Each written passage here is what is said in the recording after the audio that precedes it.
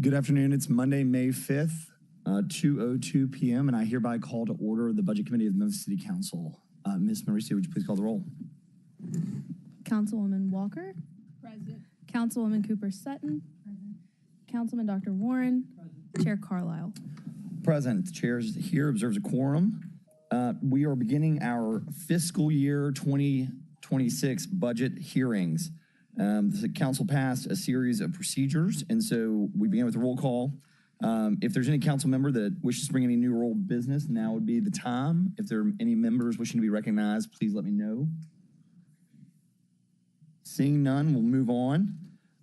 We are going to move immediately today on the schedule. We've got an overview of CIP from Finance, then the operating budget. Finance is then going to take their division, executive, libraries, and then council Q&A. Let's see here. I can make sure I don't screw up our own rules. Been known to do that. I think that's it. We'll mosey through these rules, make sure we just kind of keep everything in line. With that being said, welcome everybody.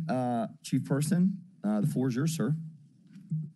Thank you very much, Budget Chairman. It's Walter Person, 125 North Main, CFO, City of Memphis, and I'll begin with the City of Memphis operating budget overview. Good afternoon, and thank you again for joining us for the fiscal year 2026 budget overview for the City of Memphis. Today, we will provide a detailed analysis of the city's current fiscal condition, examine broader national trends, and evaluate some approaches that we can use to navigate the economic challenges that we have ahead. The goal for this budget is to be extremely transparent and to lay a strategic path forward. I want to start with the broader look at the national economy. I preface that by saying that Memphis isn't alone in some of the challenges that we face. When I did a little research on who might be in the same position that we're in, it was amazing the sheer number of municipalities that face these challenges. Los Angeles, for instance, faced $1 billion budget shortfall. Denver, Colorado was looking at freezing their budget for several years coming. Atlanta faced $20 million budget shortfall. City of Houston, depending on who you ask, ranges anywhere from $100 million to $300 million. And S&P just 2 weeks ago lowered LA's general obligation bond rating as a result of some of their challenges. Let's talk a little bit about the City of Los Angeles. The City of Los Angeles has a staggering budget deficit of $1 billion. And I think this is helpful for us to see how similar we are in many respects to some of these municipalities.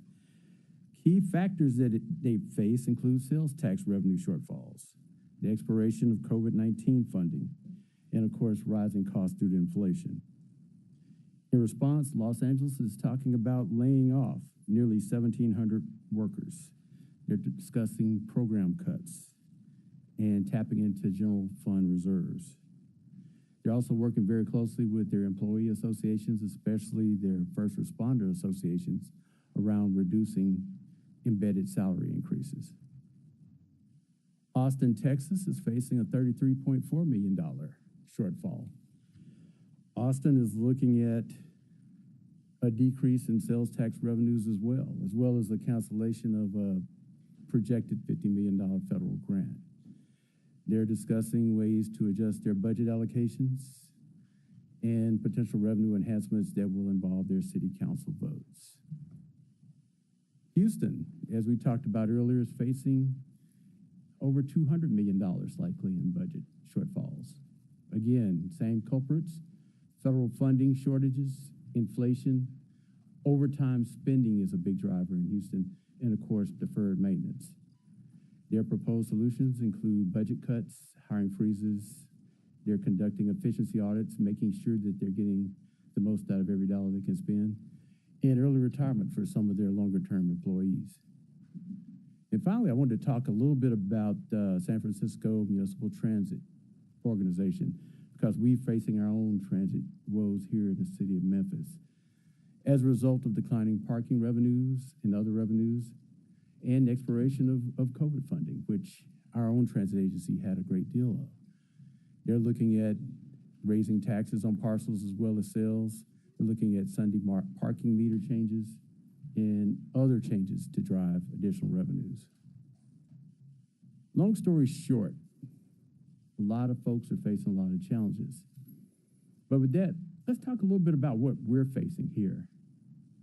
I use this as an intro to the fact that state, shared, and local sales taxes are our second largest funding source, immediately behind property taxes. When you look at recently published documentation, especially going back as far as the second half of FY24, we see that the state of Tennessee faced $65.9 million lower income from their state tax collections. That is bucking a 15-year trend that the state of Tennessee has faced, and is very unusual because the majority of state of Tennessee revenues do come from state taxes. Here you see a graphical depiction of that impact. You see the long-term trend, which is the dotted line on your chart. You also see the actual period of time where you see the actual arc in 2022, where the funding reached an apex and started to retract. This is very powerful for us because what this means is that we are facing a lot of revenue challenges. Now we turn to today. This is as recently as 4/23. We're looking at a potential $69.3 million drop in state sales taxes. And this was reported by a station in Eastern Tennessee. So the question you ask is any of this helpful for us here in the city of Memphis? And the answer to that is no, it's not. We look at our budget and we see our budget compared to last year only shows some marginal increases. As the mayor said in his city address back on April 8th, our goal is to hold the line. So with that, we're looking at marginally over $20 million in increase. Of course, we're required to provide a balanced budget. So looking at the revenues, you see that the revenues are not really moving forward the way we would like for them to. As you examine our revenue streams, especially as they relate to our local taxes, you see an actual decline, which is very unusual, but is consistent with what we see in the state. So we're looking at a very tightly constrained budget season this year. This slide is from the mayor's budget proposal. When he discussed his initial budget proposal with you, he showed and he provided detailed explanations around the huge impacts that federal funding had on our city, and to some extent continue to have, as we created what could be conceivably called some structural imbalances during the time that we had this funding. If we flash forward to today, we look at our FY24 actuals and what it looked like after we finished and all the dust settled around our fund balance. We had almost a $74 million impact to fund balance at the end of FY24. Of course, this body worked to address that with expected increases of approximately $90.3 million. Major portion of that was the 49-cent tax increase. There was also a projected $13.3 million increase in our auto registration fee. And we also expected to see some upside from our use of money, or basically our interest rates. So we were excited coming into the year, but as the year wore on, we saw additional impacts to fund balance. Of course, this included the Juneteenth change It included MATA, and it included a variety of other expenses to the tune of roughly $31.26 million. Of course, this fiscal year is not over, but these are the changes that we've seen so far, which leave us with the potential impact of $14.7 million in fund balance as we stand today. This chart serves to show you the impact on our unreserved fund balance, which is the combination of our assigned and our unassigned fund balance. This is a graphical depiction of what I just described from the chart before. I want to now take a dive into our key drivers of revenue and expense. Of course, we always start with full-time salaries, and we had to increase full-time salaries this year, even in the face of trying to maintain a flat budget. In large part, this was due to our public safety requirements. A lot of these were granted during last year's budget season. I believe fire received a 5% increase. And then, of course, you have your interim periods of step increases and compression increases that also drive additional expenses. Of course, along with that, you have the pension and pension ADC costs, which also are key drivers to the expense increase that we're seeing for FY26. Materials and supplies, the usual culprits also show up. City shop fuel, which I know you've heard and we've learned we do a lot of spot pricing and wholesale purchases of fuel, but again, we're subject to market conditions. Miscellaneous professional services, as always, tends to creep up along with inflationary cost pressures. Our claims and lawsuits have increased a good bit this year, and a lot of that is driven by our goals to be a lot more aggressive about settling legal action. We found at the beginning of the Young administration that some issues had lingered on for a bit, and now it's a real focus on trying to get that cleaned up. The expense and recovery change came from essentially an accounting change. What we did at the end of last year, and I believe it was the beginning of this year, we always faced a recovery issue in public works. About $6.5 million that we recovered from our CIP funds to pay for in-house paving. We decided to move that to a transfer in, so that adjusted our expense recovery in M&S. Grants and subsidies. These are, again, the material impacts, largest being in this particular period, Shelby County Assessor's Office as part, as part of our every 4-year review of our properties, we have to pay the assessor's office during the year in which the activity will be impacted. And essentially, so at the beginning of the next fiscal year, we'll have about a $2.6 million payment that we have to make to the assessor's office to cover those expenses. And then, of course, professional services, that increase is coming from Work Local, which is something that we do in a subsidiary of Hospitality Hub, which we fund every year. Service charges. Our service charges changes came primarily from, again, another accounting move. We moved a lot of these, actually all of these, with the exception of MRPP, into our service charges category so we could provide additional visibility to our managed partners that we manage through our parks division. So with that, these are the more material service charges that came from that particular transfer. Take a look at revenues fairly quickly. Ironically enough, beer sales taxes are down. This is not necessarily reflective of tourist trends as much as drinking experiences and requirements here in actually nationwide. I learned during the process of understanding how this could happen in this environment that we could actually have a lowering of beer sales taxes. Is actually beer sales are actually down. I think a year or so ago they reached the lowest point since the 1990s. And a lot of people are starting to move into mixed drinks and other types of beverage opportunities. So that's driving a little bit of that. And the fiber optic franchise fee is really about an allocation issue, which we cleaned up during the course of the year. Concessions and parking lots. Concessions and parking lots were hit fairly dramatically by the transfer of Simmons Bank Liberty Stadium. We did relinquish rights to our concessions in that space, which was a huge driver there.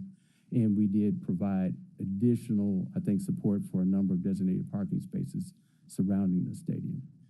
We also had federal grants, miscellaneous auctions, sewer fund allocations that impacted our revenues. Federal grants, we're looking at potentially lower income due to primarily some deployment issues that we face. With our miscellaneous auctions, we enacted a contract with a vendor that, you know, has been a real godsend for us in terms of improving our impound lot conditions. But the downside of that is that there's a cost associated with that. We did save on the back end from managing the impound lot in-house, but inflationary pressures within the police department pretty much absorbed that savings. So as a result, we started to see impacts from, I would say, auctions, record, and tow fees. Finally, we talk about contribution from assigned fund balance. This is related to the Grizzly shortfall agreement. When we worked through last year's budget, at the end of the budget, we discovered that this was not funded. It was allocated in assigned fund balance, but it was not funded. We had to address that. This year, it is part of the budget, so you see that adjustment there. I'd like to move into the opportunity that we see to help our budget a little bit. Here, we talk about potential raises and overtime. Well, it's not lost on anybody that potential raises this year are way down from last year. Last year, we did a lot of right sizing in certain specialty areas, legal being one of the larger areas that we focused on, really trying to reach the market with our price point for those specialty positions. This year, even though there's still opportunity for that, the budget conditions really don't allow for it that much. Overtime, we have really challenged our first responders, and, you know, frankly, my heart goes out to them because I know they're doing the best they can. But we've asked them to really dig in and reduce overtime, because overtime is a huge driver of our expenses. Part-time salaries, we're looking to shave some additional dollars. This affects our Memphis Parks probably more so than most other divisions. We're looking at benefit adjustment opportunities, looking at third parties that may be able to help us manage those expenses. Proposed ISLs, we're not planning on doing a lot of that this year. We're cutting way back. And we did see some marginal benefits coming from basically our salary recoveries that we get from 245 for the 9% salary increase as part of the 14% salary increase that happened for police and fire back in FY23. Utilities, we're looking and working closely with IT to figure out ways to manage our utility expense better. Of course, big areas like the zoo and the number of facilities we have drive a lot of utility costs, but we're looking at smart management activities. We're partnering with them. It's our hope that that will yield fruit. Miscellaneous services and charges, a lot of those expenses are related to our court clerk area, but we do have other areas where those areas can be right-sized to meet the current environment. We've quite frankly stopped doing a lot of our tax receivable sales, and so that has saved us from a fee standpoint. And for the mayor's perspective, he had allocated $2 million last year for public safety initiatives. He's reduced that to $1 million this year to try to help deal with the budget challenge. Transfer out, this is looking at the amount of money that we're really working hard to contribute to our fund balance. As I stated earlier, we're looking at a $91 million fund balance right now. If this budget is passed intact with no material changes, that means that at the very least, and I do mean at the very least, our fund balance needs to be above $88 million. And that's 10% of our budget. The state expects, likes, does not require, but recommends strongly that we're at 2 months, which would be right at about $147 million. So that's how far off the beaten path we are right now. And that's why the focus has been, from a finance perspective, on managing these resources carefully. We look at additional opportunities, ambulance services and outside revenue. We're looking, and we've asked our fire services division to work hard to help us with additional revenues in that space. Quite frankly, that's going to be a little bit of a reach for us. We're really hoping that they can work hard to push toward that end, but that's a challenging ask given the requirements that they have to provide services for our citizens.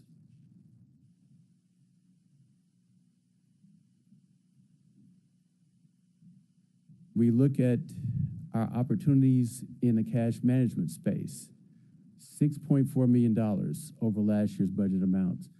Most of you that have kept track for the last 3 years, we have surpassed our expected or budgeted amounts for basically our interest rate calculations. So I'm now calling on our cash management team to do that again. But the challenge we have is interest rates are very uncertain. Right now, interest rates are still up because of the inflation uncertainty. I know the current federal administration is looking to push them down. If that happens, that will hurt us because we're heavily invested at the short end of the yield curve.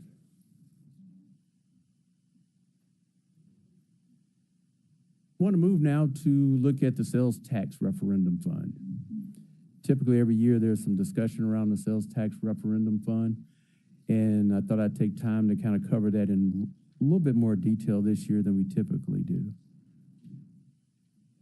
This was passed in 2019, and this referendum provided for a 0.5% tax increase, which was designated to restore and maintain health care benefits for our public safety employees, to restore pension benefits. Any remaining proceeds were designated to be used for street maintenance and or pre-kindergarten education. The referendum calls that all funds must be spent for the purposes designated above. When we look at where this fund is now, you start to see that starting in FY20, revenues came in a fairly robust fashion. They continued through 21, 22, and 23. Again, I ask you to be reminded these are the COVID years. And so a lot of incentive payments resulted in additional sales tax revenues, which resulted in this fund doing well. You start to see a shift, however, in expenses around FY23, where expenses actually shifted to be higher than revenues. This was in large part due to the 14% salary increase because the recoveries actually, or at least 9% of those recoveries came from the sales tax referendum. As we move forward and those recoveries became more pronounced, you start to see this escalate. There are also in FY24 some one-time project costs. These were agreed to by the administration at that time, as well as I think the Fire and Police Association representatives, to provide support for street maintenance and for other areas related to that space. The challenge we have is on a go-forward basis, in FY25, which was really the first budget year for the Young administration and proceeding into this year, those expenses are really projected to continue to exceed our revenues. What that results in is essentially where we are today. So if we look at the ending fund balance, which is the bottom line on the chart, you see that we started off with fund balance continuing to increase through FY22. At FY23, you see a decline, 24, a decline. We're projecting to come in about $26.2 million for 25. And for 26, we're looking at about $7.5 million in fund balance. So needless to say, as we move forward with this, we're trying to make sure that we're very prudent about how we manage this fund, but we also may not be able to have a lot of flexibility around funding additional activities out of this fund. Other key budget factors, claims expense. Claims expense from FY25 adopted budget, $72.2 million, projected this year at about 85.5. So roughly $13.3 million increase. A lot of things are driving that. We don't have any hard and fast rules around it, but everything from salary increases and dislocations to healthcare workers to higher utilization rates post-COVID because people are coming back to work and they're starting to take advantage of their health benefits more. All of these are speculative, but there is a pronounced increase in claims expense that we're realizing. Pension ADC, if anything, this has been somewhat of a bright spot. Our pension ADC last year increased by almost $15 million. It was over 14. This year, we're only looking at a $4.7 million increase. This is due to fairly robust market performance, which is a big component of our basically our balance, as well as, I would say, just more moderate salary increases coming out of last fiscal year. With that, I just cover the number of funds that have been budgeted and that will be presented in some way, shape, or form during the course of this budget process. Of course, the general fund, which we've just covered at fairly exhaustive detail. We did touch briefly on healthcare and claims. We talked at some length about the 2019 sales tax referendum fund. But among those, we have everything from drug enforcement to transit and mobility. On enterprise, we're going to talk about sewer and stormwater. Of course, we're going to have covered during the course of this exercise, fleet maintenance, health insurance, and unemployment compensation. And finally, our fiduciary funds of library and OPEB retirement. With that, I thank you for your time. I'll move quickly into CIP, but I did want to take this time to thank you all as a body for helping us do this. I wanted to take special time to thank the mayor. I want to thank Chief Houston, who weighed in to help make these slides nice and pretty versus the way I had them. I want to thank my deputy, both my deputies for weighing in, as well as the treasurer. I want to thank my budget team because they worked tirelessly to provide this information and partner with council to give good information. And other team members that weighed in from everything from just giving me a pat on the back to giving me good advice about how to present this information. Thank you. Real quick, some quick housekeeping. Let the record show that we've got Swearingen, Washington, Easter Thomas, Logan, Green, and Councilwoman White. Happy birthday. Happy birthday. I see Councilman Smiley out there somewhere. Did I miss anybody? I just, in all sincerity, did I miss anyone? Okay, perfect. All right, I think we had everybody. Yes, ma'am. Yeah, so I think we're gonna do, like we did last year, at the end of each presenter, so like finance will go, and then we'll do Q&A, and then we'll do, who's after finance? Executive after that, Q&A. Well, I honestly, I was gonna go into CIP, but I'd like to go ahead and just hit, I think let's just go ahead and jump into Q&A on the operating budget, because I feel like for chief person, there's probably gonna be more questions on the operating budget. And then when we get to the CIP, what I was going to say is for the CFO, what I would ask of the body is he's talking from the CIP from the debt side. Look at it from his perspective as this is the amount of debt that's going to be issued. This is what it's going to do to our balance sheet. This is what it's going to cost us to pay it. I'd really like to stay away from what is Project X, in the Parks division today, because Parks will be here to talk about that. So let's go ahead and jump into, if members want to go ahead and start getting in the queue, we'll start with Dr. Easter Thomas. This is to the general operating budget, and then we'll just kind of go from there. And then White, Councilwoman. Thank you, Chair. Thank you, Chief, for that. I will say I appreciate the flow of the presentation, like showing, the opportunities, what you looked at in the process throughout. It really helped kind of see how you were thinking. As we were going through, I just have 3 questions that are mainly, trying to see where we can save money, any efforts. One of those, when you talked about local taxes having a decrease in revenue,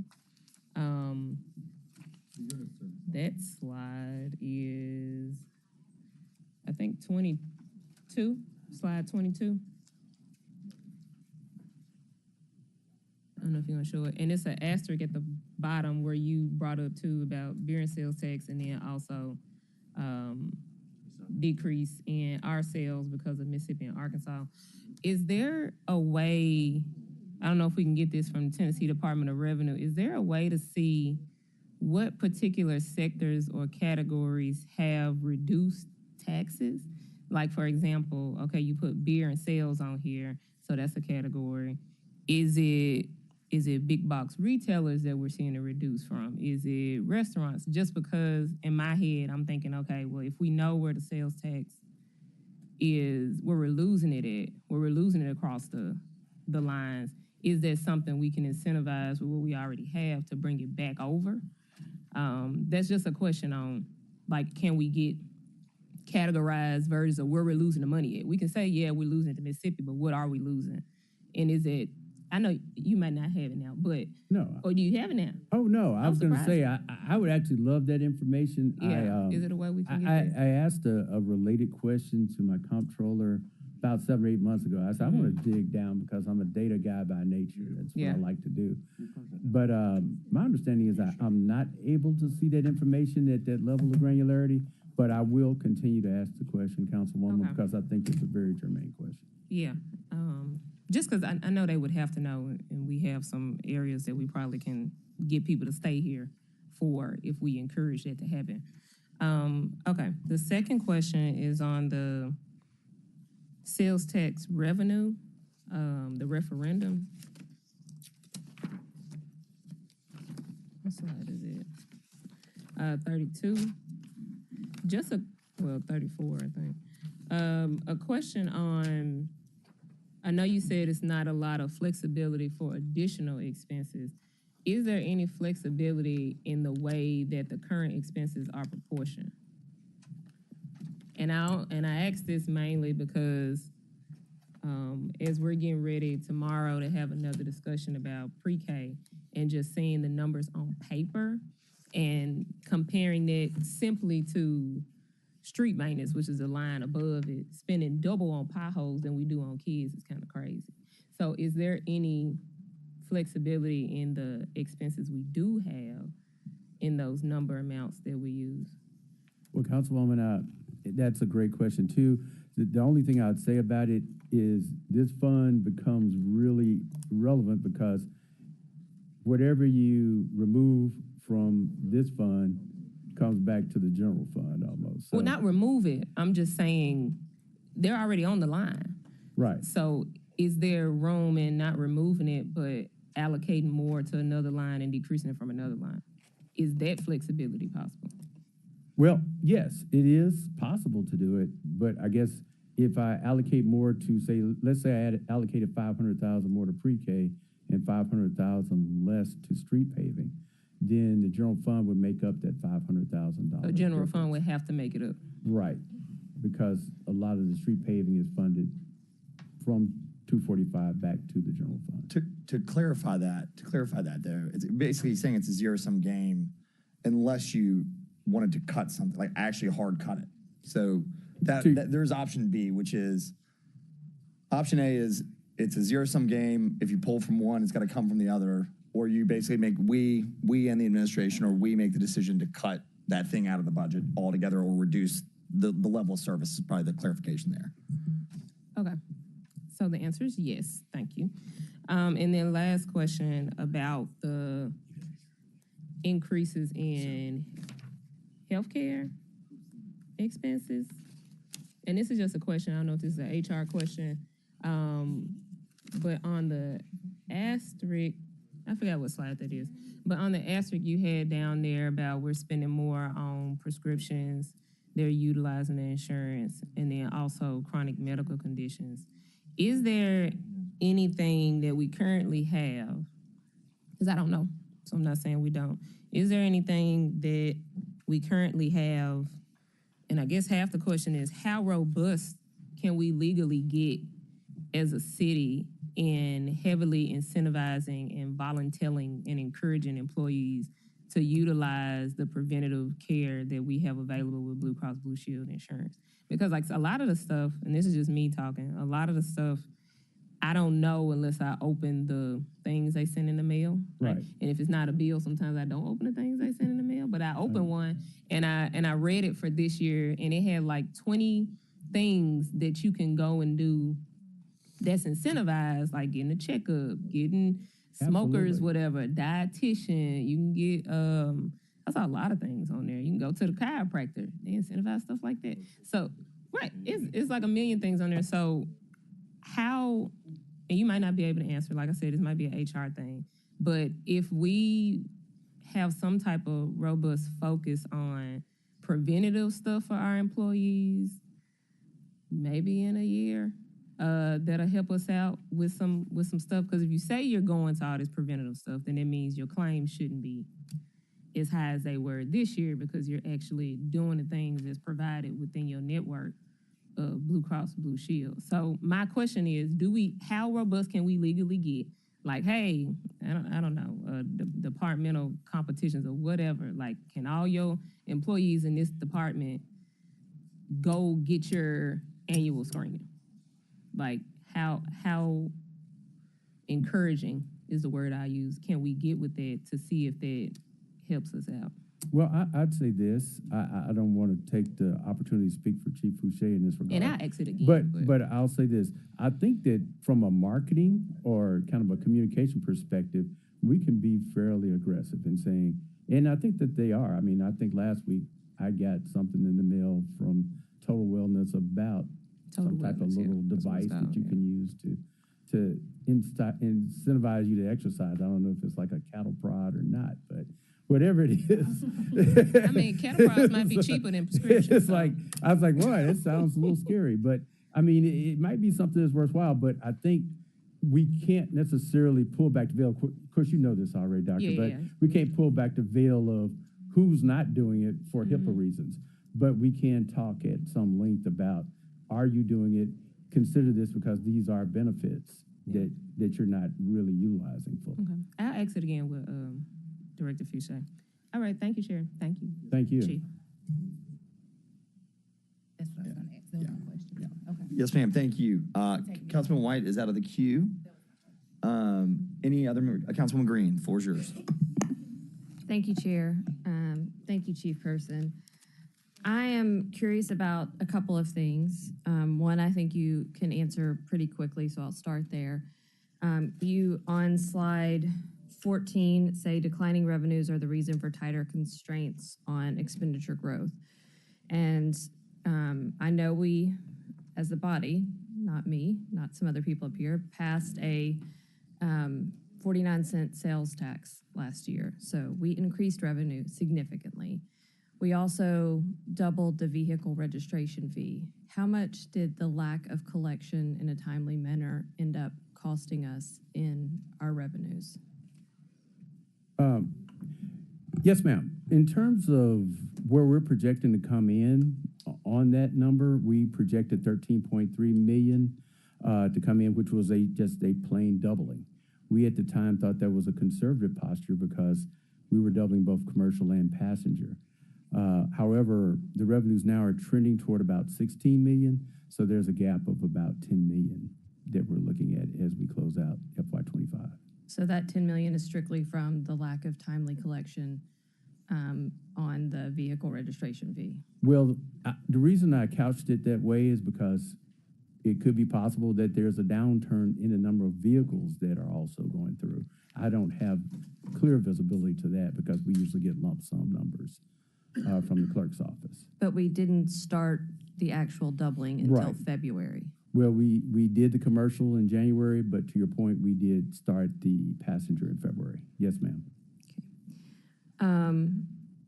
In this budget, and this may be harder for you to know, I believe all ARPA funds have to have already been committed and spent by, is it the end of this year or the end of 2026? All of them have to be committed and spent by the end of 2026. All of them had to be committed or obligated earlier. by the end of last calendar year, 24. How many millions of dollars are baked into this budget that are ARPA dollars that we're going to have to find revenues for in future budgets? Well, I would say that a good portion, it's really difficult to just give you a hard number, but if we look back at the slide that the mayor presented, I think that kind of tells the tale in a broad sense. Let me scroll back a little bit. I just know there's programs that we stood up during ARPA times, like GVIP or something, you know, that are a couple $1 million. And we're not going to have ARPA dollars going forward. That would be my guess. Well, all those, in effect, all those funds have, or actually all those expenditures have moved over to the general fund. So that, and I think that's the rub. So I think that the 49 cents, most of it's there. I think that's your rub. And like, I was thinking about it too, and you look at Fund 245, and I remember sitting here asking the question about those out years on that raise. And it really wasn't that, it's the bonus and retention program sticking around with it too. Right. So we stacked on stacked, and now we're really getting exposed for that. Yeah, because personnel's our number one driver. Totally. So to that point, with personnel being our number one driver, I'm wondering about other austerity measures that we considered. And again, my apologies for running late. I was working on a budget on the other side of the street. But I'm wondering, you know, since I get to be the impasse queen, I've been in a couple of these. One at 7:30 this morning with the birthday girl. I've had these conversations with you in impasse meetings, these questions, so I want to lay them out in front of full council and budget meetings. We're in a hiring freeze right now to get through the end of this quarter, correct? Yes, ma'am. And I believe you told me that would save $5 to $6 million per quarter. Yes, ma'am. That doesn't include first responders. It does not include first responders. That was a specific carve out. So if we, again, don't have a hiring freeze on first responders, but if we had a hiring freeze for a year to get us through this budget, that could save us approximately $20 million. It could, but then it would probably have an offsetting effect on overtime and Right. other related expenses. So it's hard to say hard and fast that would be the That's a case. good point. The other austerity measure we talked about as relates to personnel was a promotion freeze, again, excluding first responders. I believe the number you told me was about $5 million per year if we didn't do promotions. Is that right? Yes, ma'am. Okay. I just wanted to lay those numbers out for my colleagues so that, you know, as we're talking about opportunities and other ways to get to having some of these funds. But I take your point seriously about overtime, although I do know, again, our drivers of overtime are mostly first responders, and we're excluding them in our hiring freeze and No, you're very promotions. correct. I just think about GS as being and possibly Public Works as being areas where we might get whipsawed a little bit. Okay, and my last question, and we talked about this yesterday in a private meeting. You know, I appreciate you making time for me to try to explain things to me. But this was my other big overall question. It's what I'm hearing from my constituents as we enter budget season, which is my property taxes got raised by almost 50 cents, and I don't have a school, I don't have a hospital, I don't have a thing I can see for it. And now everything's going to be held at exactly the same level of service. And I saw the mayor's presentation. I understand we're filling potholes at a better rate and all that, but maybe that's not what people feel. Where did all the extra money go? Wow. That's a heavy question. In terms of extra money, I don't know if Well, we ever... we raised property taxes by 49 cents, and in our first budget meeting on last Tuesday, you said we needed 43 to fill the gap that the prior administration had left. So there was at least 6 cents there. Yes, ma'am. But in addition to that, we also doubled the wheel tax and raised some other solid waste and MLGW fees. So people are felt a lot of fees being raised. So the question is, if they're not seeing a thing for it and they don't feel the increased services, I'm not saying that's true or not, but that's their feeling. What they're saying to me is, where did all of that money go? Okay. I think this slide might help a little bit. I just switched over to slide, what is this, 14? I'm sorry, 18 that I presented a little earlier in the present, 16, I'm sorry. My glasses are not working today. I've only got one Also, we're quite a team. Okay, yeah, maybe we'll figure our way through this then. Smiley's got no working eyeballs. When the dust settled last year, and I can probably provide a better form offline, but I can provide the details around all of the expenses, but I can give you the high points. We spent about $12 million last year funding fire, and we didn't necessarily expect that. That was probably That was one the of our last early. minute, Right. like 12th And then we hour. had a $15 million hit for police. There were a lot of ins and outs with various other places. You know, that was the very last meeting of last fiscal year. So, you know, I'm just giving you those by way of example. But when all was said and done, we had about $74 million of expenses last year that impacted fund balance. Yeah, Now- I think what we talked about was like MATA ended up coming in at an extra Well, 5 Matter million. was 20 million And- last year. Right, but there was an extra 5 ask. And then there was Juneteenth. and you said some other, you gave me some other things like the healthcare benefits, the cost is going up, but we're not charging a higher premium Yeah. for our employees. I think it would be beneficial to see that broken down, what that Okay. extra spend was. I mean, at least the big chunks, anything Sure. that's, you know, hundreds of thousands of dollars, for us to be able to go back to our constituents when they're not seeing, you know, a new hospital, a new high school, whatever, and say, well, what we had to spend it on was this and this and this, and that all adds up. So that also included changes associated with the miscellaneous auctions. That was an unexpected decline for this year. There was record and tow fees that hit to the tune of about $2 million. There's, of course, we already talked about the 10.1 shortfall, and that was an unexpected shock to the revenue stream. So, I remember like concessions at the Liberty Bowl, right? That was, we got rid of the Liberty Bowl, we don't get the concessions. But Right. I'm just And- saying, and the it helps expense us of- to be able yeah, to. but that's what I was saying. I mean, we can go deep. It's just whether you want to do it here or. Yeah, what I would suggest is that I sat down with some of the senior team with the administration and budget staff, and there's a couple slides that Chief Person has that I think can answer those questions that he can condense down with those kind of big variances year over year.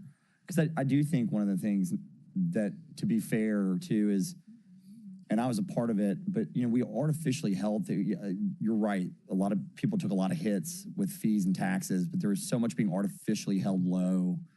And I'm not sure we had a clarity on that at the time. I will say we should have been more forthright. And I say we, I mean, I'm the collective we, and about what we wanted to do with the MAS employees and some of those additional roll-ons. GVIP is a really great example, Councilwoman. You know, we just didn't, we weren't as proactive as we probably should have been in through the transition about how we were going to handle some of those federal fundings. But I think, to the point, in order to distill the information down, both for the body and for the public and for constituents, because she's exactly right. I've been getting very similar questions about that. And I think being able to kind of distill it down into, you know, 15 million is 4.5 cents, 12 million is 3.5 cents. You know, I think that would be helpful. The other thing that makes me really nervous, and I'll come back. I've got Councilwoman Green. Are you good? Okay. I've got Vice Chair Washington and then Councilwoman Logan. Thank you, Chairman. Chief Person, if you could tell me, you may have said it, I may have missed it. What is the total funding gap for FY25, including missed collections and funding shortfalls? What's our total? And then the second question is, how would that impact the FY26 budget? And are we starting at a deficit?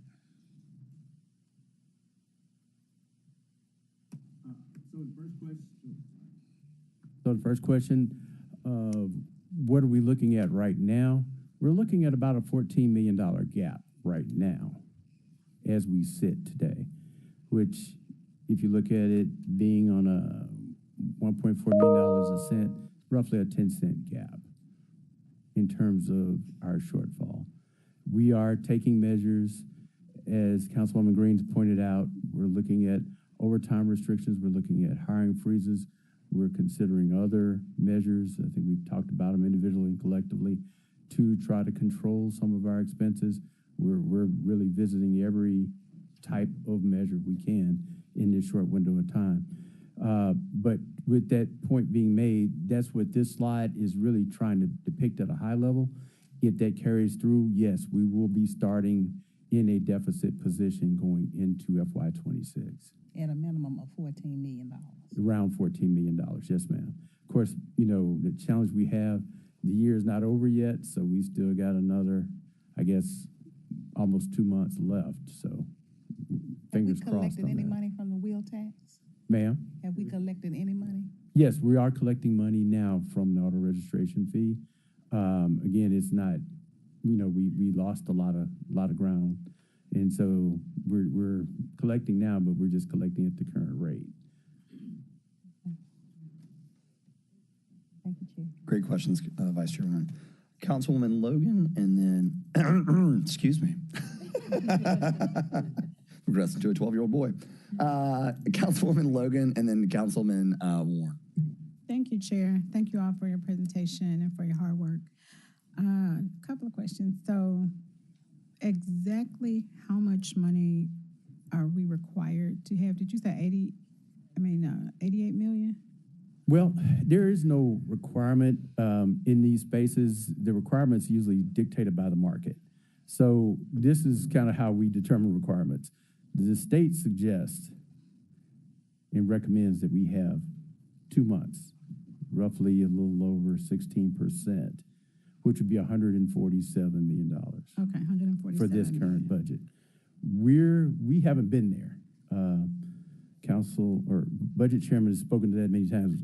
In my period of time here, we haven't been there, and I'm guessing in his period of time, we haven't been at that level. But we did make some ground during the COVID years because COVID helped to support a lot of activities. Right now, we're sitting at 91. And then you get to a secondary threshold of 10% of operating balances. What the state suggests, and I spoke with them as recently as late last week, below 10%, they start looking at solvency. And what they mean by that is, are you in a position that sitting on the New Madrid fault line, if you have an earthquake, are you in a position to make it a couple of months till the appropriate help can be rendered by federal or state employees? Are you in a position where you can withstand other economic or environmental shocks in a reasonable manner? And that fear starts to creep and become, I would say, more paramount in their view of you, so that inspires them to give you greater scrutiny and greater review.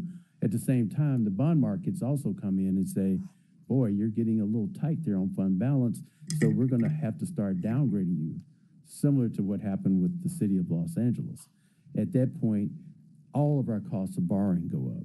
That means that our CIP expenses, we will not be able to have as much in the way of CIP balances because we'll be spending way more on debt costs. As that goes, that means that overall we will not have as much money to spend because we will be viewed as a riskier credit opportunity by the market in general. So that's where it starts to come in. Typically, unless you're just really at death's door, they're not going to just make you do anything, but they'll start being a lot more friendly with you after a certain point, and it's usually below 10%. And you said if we pass this budget as it is, where will that put us? With our fund If balance? we pass this budget and nothing else bad happens, we'll be able to contribute at least $7.9 million to fund balance. So it'll be at 98. Well, that and the fact that we can make up this ground on the FY25 shortfall. That's a lot of ifs. It is, So ma'am. I'm trying to get, so, I know you're trying to get take- hard and fast numbers, and or I'd say some in this seat concrete- I want them too, but it's hard to get concrete. I mean, if you're asking me if we're likely to have a decrease in fund balance this year, at the rate we're going, we probably will. I'm hoping that it won't be less than, I hope it'll be less than 14, but I can't say it won't be a decrease in fund balance. and the reason The why I 7.9, however, I have a lot of confidence in. We can achieve that if we pass this budget.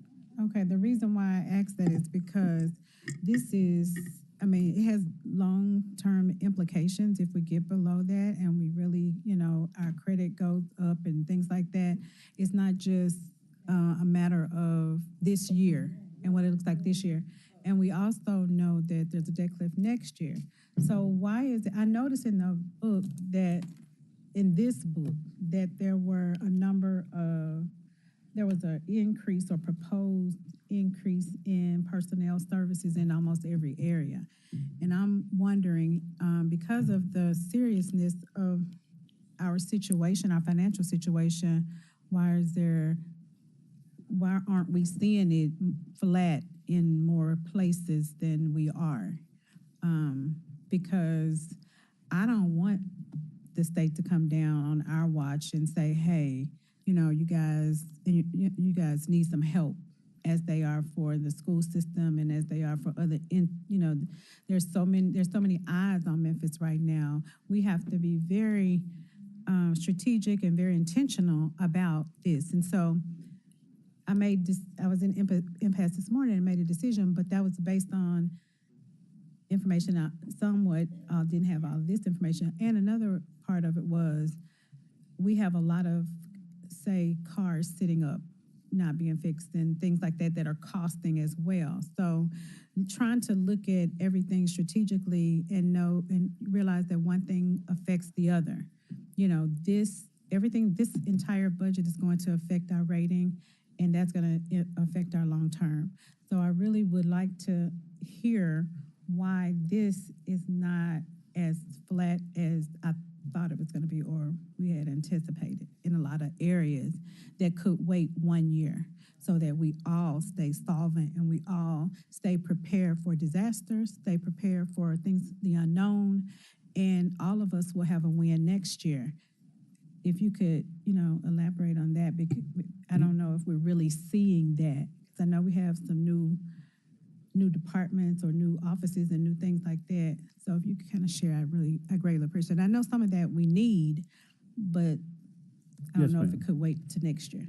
Well, one we really didn't have a lot of choice on. The major component of the salary increase came from impasse last year, because fire negotiated a 5% increase last year and this year as part of impasse. So that is one of our major cost categories in public safety, and so that we had to budget for. Now, We I didn't wasn't nec- talking about those, because there are a number of them in here that's not in that area. Okay. All right. Other expenses, a large part came from natural salary growth. I mean, you have compression, you have step increases, you have people that had raises earlier in the year that will be carrying forward into the following fiscal year before it came to light exactly how bad our situation was. So all of that drove a little bit of organic growth. Like you look at finance, you don't see any of that. But in some other markets where they have a tighter squeeze, you see some of that. You may be seeing in finance that we increased over forecast, but we didn't increase over FY25 budget. Okay. And part of the increase over forecast is we fill positions. The young lady sitting next to me was a position I Okay. filled, Okay. and I'm glad to have her. So these were things that were already at play. They just played out here. Yes, ma'am. Okay. So you being the chief of finance, what are we doing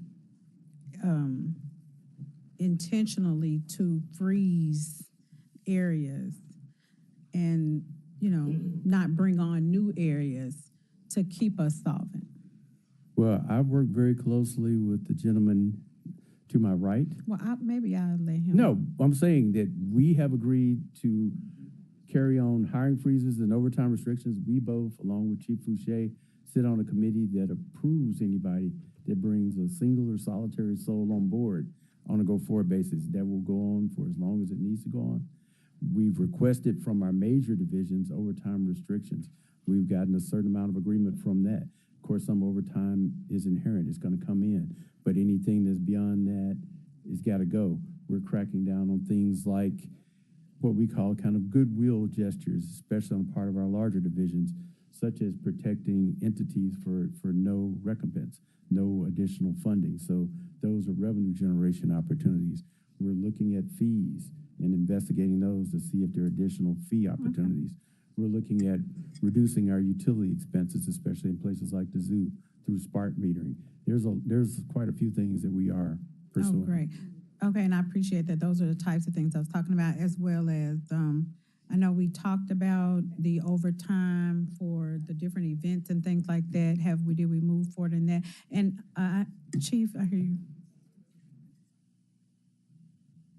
So, and I'm not asking necessarily get in the weeds. I just want to Yes, I want to be assured that we all understand what solvent means, where we are. yes, ma'am. So I think to what the budget chair and the mayor has kind of articulated along with Chief Person, one of the things that we are looking into and we're going to implement is the use of technology.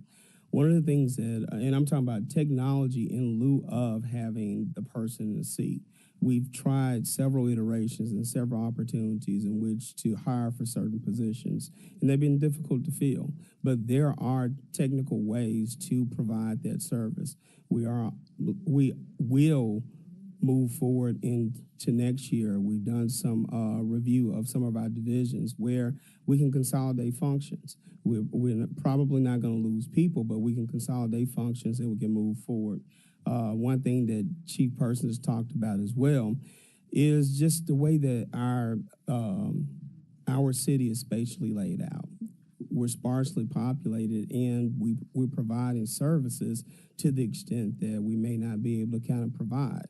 We may have to densely populate city government operations, but still be able to provide those services to those citizens. But the one thing that we have to do there is carefully measure before we cut in that direction. So those are measures that we are looking at.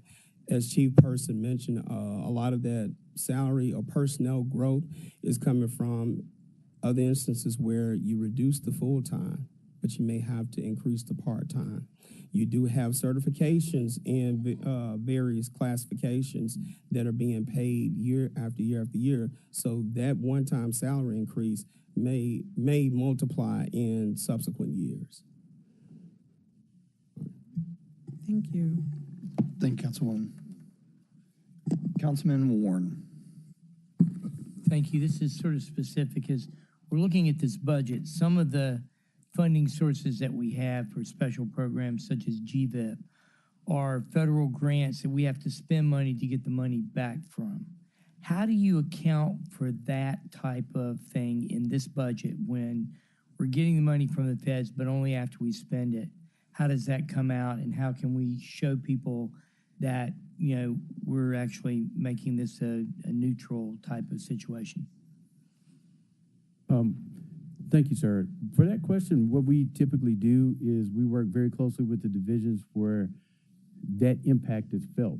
And so what we do is we track those grants and we track those funds out as well as our reimbursement. One of the things that my deputy has come in and she's really re-emphasized with our grants management department is really shrinking the cycle time around that. And so one of the things that we did not probably do as great a job as I would have liked in previous months is we would find months and months to go by before that reimbursement was sought out. Now we're looking at doing it on a monthly basis just to make sure that happens. How much do we have outstanding that we haven't done? Are we caught up now? I can't speak to the specific number, but I can get that and get that back. In your general understanding of how they're doing it, you've told them to do it monthly. Did you do that last week? Or did we tell them to do it monthly 6 months ago? And, where should we expect, monies coming in from that in general? In fairness, we started that, quite frankly, shortly after the federal government mandate to start reducing. So that was, early January, late February? We started to push for those monthly reimbursements for the remaining federal grants. Okay, and so at the time you pushed for those in January, February, we had a number of months that were behind we haven't done, correct? That is correct, sir. Okay, and about, you can bring this to me unless you know it off the top of your head in general, about how much money for those specific programs were we owed at that point that we hadn't really applied for? You know, looking across all 17 and soon to be 18 divisions, I'd have to do some research to get that back to you. I don't have that specific number. Okay. And do you have any idea about how much money we're expecting across all those 18 divisions that we have to spend before we can get reimbursed? No, sir, I don't. I'll have Okay, to so get that I to think you. that's going to be important for us to know as we're trying to figure out what we want to do with programs. Are there some programs that if we pay for them, we get the money back as opposed to not? And we need to know that as we're trying to figure this out. So as we move forward, we want to make sure now, you're like, I understand, we can't say that they're going to be here because we know Doge is on its march, right? But we still need to think about what we need to be doing, assuming that the federal government's going to be working in good faith with us as we move forward, trying to make our city safe. Thank you, Mr. Chair. Thank you, Dr. Warren. We're going back to Councilwoman Logan. I think I just wanted to add something. Oh, yes, to Dr. ma'am. Warren. What we're trying to do too Fair. as well, piggybacking, Tanika Jennings, Deputy CFO, 125 North Main. What we're trying to do with technology is bring dashboards, financial dashboards, real time, so that at a click of a finger, you can go and see how many grants that we have, how much expenses have we spent on these grants, with the reimbursements and what the variance, to be able to answer the question that was asked. So those are the type of things that we're trying to do as well, to bring forth this dashboard so we can show financials at real time. When you have that, can you come and show me how it works? Yes, sir. Thank you. Perfect. Councilwoman Logan? Thanks, Chair. I had a part B, which was another part to the technology piece. We talked about in the round robin about using technology in your department to be able to see expenditures and budgets and things like that in real time, and who's spending what and where and how. Where are we on that? In terms of actual general fund budget expenditures, we have a dashboard that's up and running now. That Well, gives you, not the dashboard, but when the IT chief director was there and you all were talking about, okay, yes. Yeah. Okay. You all were saying that not just a dashboard, but a comprehensive software that you are able to see everything. That's what I'm talking about, not the separate dashboards in different areas. well, that's going to be a ways off.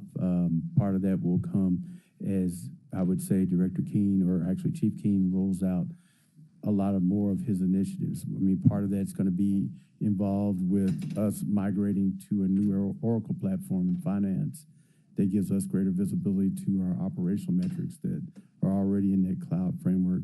Part of it's going to be the integration with Smart City, which is part of the CIP initiatives for this year. So it's kind of a part of a broader initiative. I would say that you're going to see bits and pieces of it start to roll out probably later this calendar year, but for it to be full, meet full fruition, it'll probably be a year or so out at the very least, possibly two. And do you feel when that is implemented, that is going to help us manage better? Undoubtedly. Of course, any tool is only as good as the person using it. So we'll have to be much more forthright about monitoring those activities. But I mean, for me, I monitor our budget activities every day. Now, I tried to do it before, but what used to be involved was me actually going in, reviewing a paper document that I had to download myself. Now I can click with a mouse and see exactly where we were as of last night. So it facilitates me being, I would say, it facilitates me being able to look at this information much more readily and start to target where I want to go with new actions much more readily. Okay, last thing. Have we had an opportunity to look at all of the areas that serve certain service areas? For instance, everyone that is getting money for public safety, like GVIP, the Joint Office of Safety Initiatives, the dollars that came from the police in the VCIF, and then the grants that we give people, all of the different agencies that are in the public safety space, to make sure there's no overlap, make sure there's no duplication of services, and if there's anything we can combine, as well as blight, on the blight side as well. Have we already done that? We've started the steps there. I won't say that there is an exhaustive study that's occurred in that space, but we have started to look at each and every program as part of some of the budget cutbacks to make sure that we have isolated and serve individual populations and don't have that duplication. Even as down as far as looking at our grants initiatives to make sure that some of our grants initiatives don't duplicate efforts that we're already providing in-house and vice versa. So you're doing that as a part of this budget process? Yes, ma'am. Thank you, Councilwoman. All right, I've got a bunch of comments, but I'm not going to make them because of the time. We can come back. Let's move into CIP. And what I would like for you to basically do is, how much GO bond debt are we going to issue? And that's basically it. Because we're going to end up getting into storm, sewer, Wi-Fi, all that stuff within the divisions. And then I think even in your division, you want to talk about some of the debt service funds, right? In your specific. Yeah, so let's just do the GO bond top line. All right. Because I feel like we're gonna come right back into it in finance. Plus, I know how closely everyone follows the sewer fund.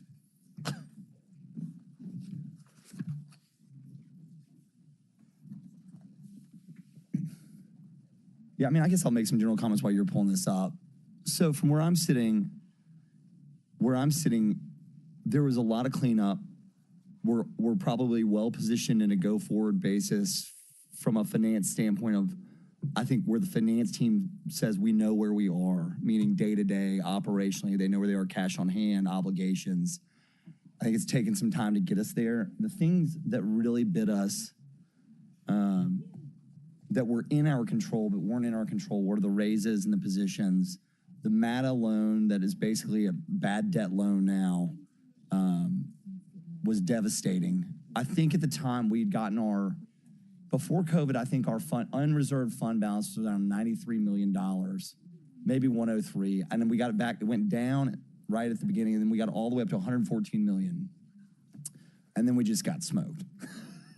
And what stinks for us is that we're being compressed by about 4 or 5 macro issues that are out of our control from a finance perspective. The tariffs, cost of goods, contracting labor, borrowing costs, those all affect us like any private entity. They're compounded by, they're compounded by other factors that were in our control. And I mean that again as the collective we. And it's just now we've got to be very judicious over the next 24 months.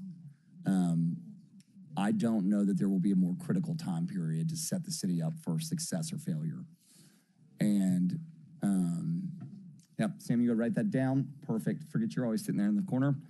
No, but I think it's important because there's so much to be done.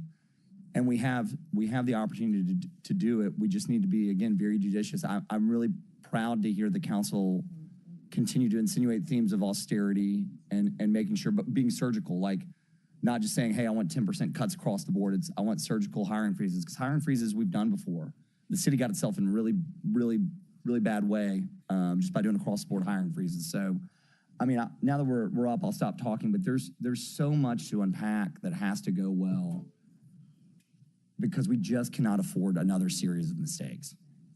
And I think as a body, we really are going to have to engage this year from a standpoint of, and I said this early on, and I'll say it again now as we go through this, as we start budget season today, and I'll shut up so we can move on. You need to figure out as a member what your sacred cows are. We really need to know what your sacred cows are. Because if we miss this budget by 2.5% to 5%, that's going to hurt. And here's the deal. Usually that's normal. Like, if Walter's within 3% of the budget, I'm patting him on the back. That's how tight it is. I mean, so it's really incumbent upon us as the oversight body representing the purse strings, what you are and are not willing to approve the administration to do, and then they've got to do their best to manage within that. Even if you give them all the things that are in the mayor's budget, they still are going to have to manage it right down to the number this year. I mean, that's just how lean it is. And again, I'll just say the last thing is the amount of uncertainty in the marketplace. Like when Andre goes to sell these bonds, yeah, they're looking at the city of Memphis, but they're looking at the city of Memphis in the context of what's going on in the world around them, and it's tough. So I say all of that to say that this budget season, I've really appreciated everybody's engagement so far. Please stay engaged. This is probably one of the better starts as far as members coming in, really understanding, I think, what our situation is. And it's not dire. I don't want anybody to walk away thinking we're in a dire situation, but we're in a very serious situation in the sense that we really need to stay engaged. And So anyway, I appreciate everybody to start to it, and let's keep rocking.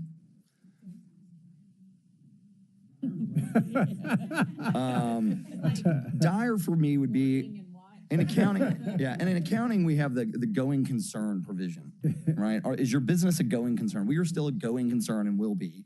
Memphis is a resilient city. We just want to be well positioned to catch the next cycle. We always are just quite off the mark, and we always just kind of miss the hit, you know? And so, yeah, anyway, take it away, Walter. Okay. Well, I want to thank the budget chairman because he really summarized exactly my sentiments and where, I guess, the primary message that we hope to come out of the operating budget overview. So thank you for that, because I agree with everything you said. We're not dire, but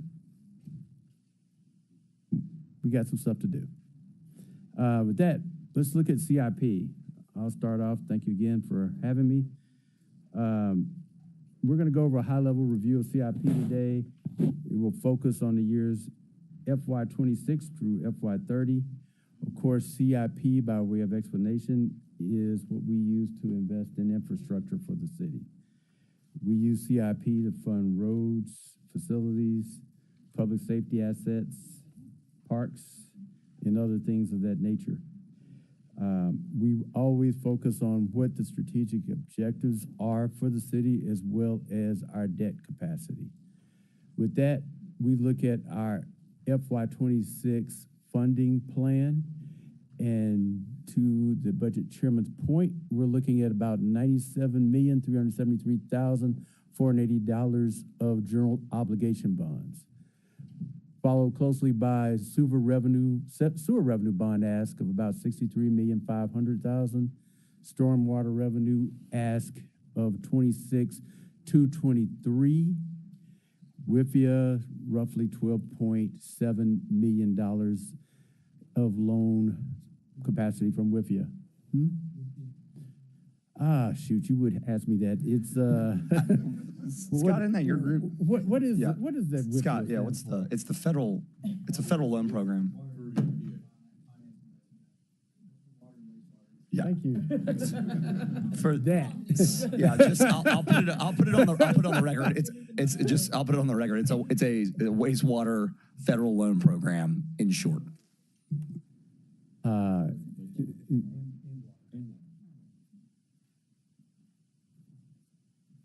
Then stormwater, capital pay-go, which is essentially cash. Capital pay-go is the term we use for cash, and then sewer capital pay-go. Let me see. This is kind of a different format here. Hold on.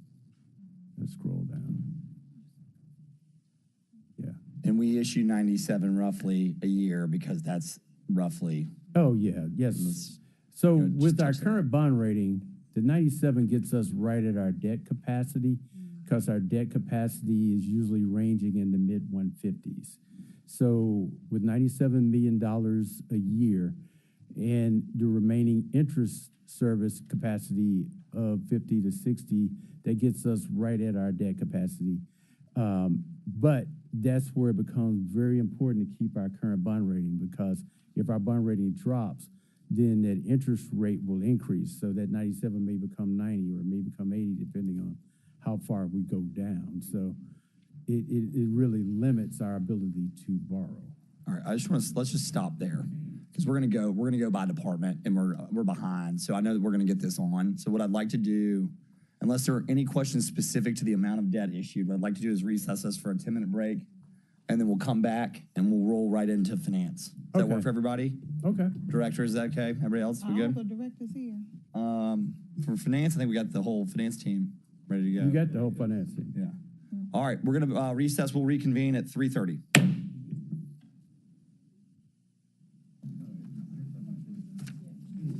We gotta make sure this aquatics.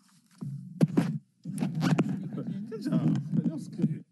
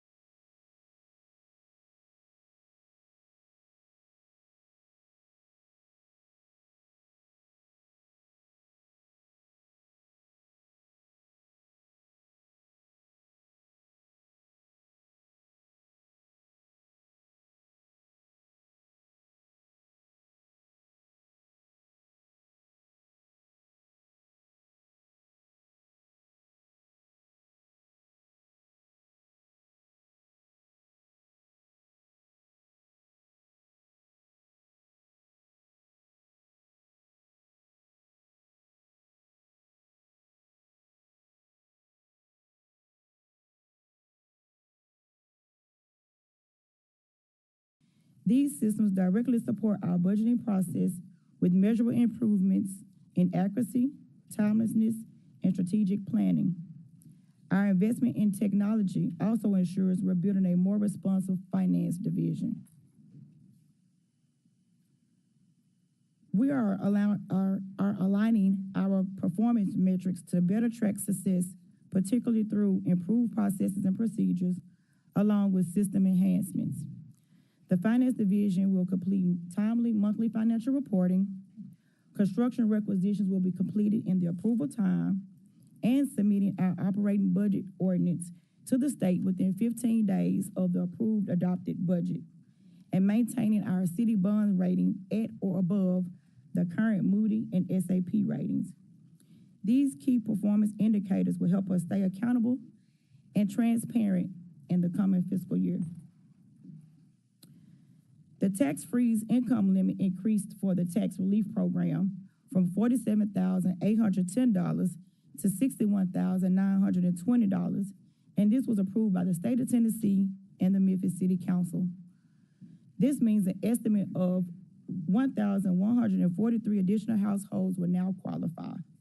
It's a significant step in supporting our senior citizens, holding their tax obligations steady despite any future tax changes. This will take effect July 1st, 2025.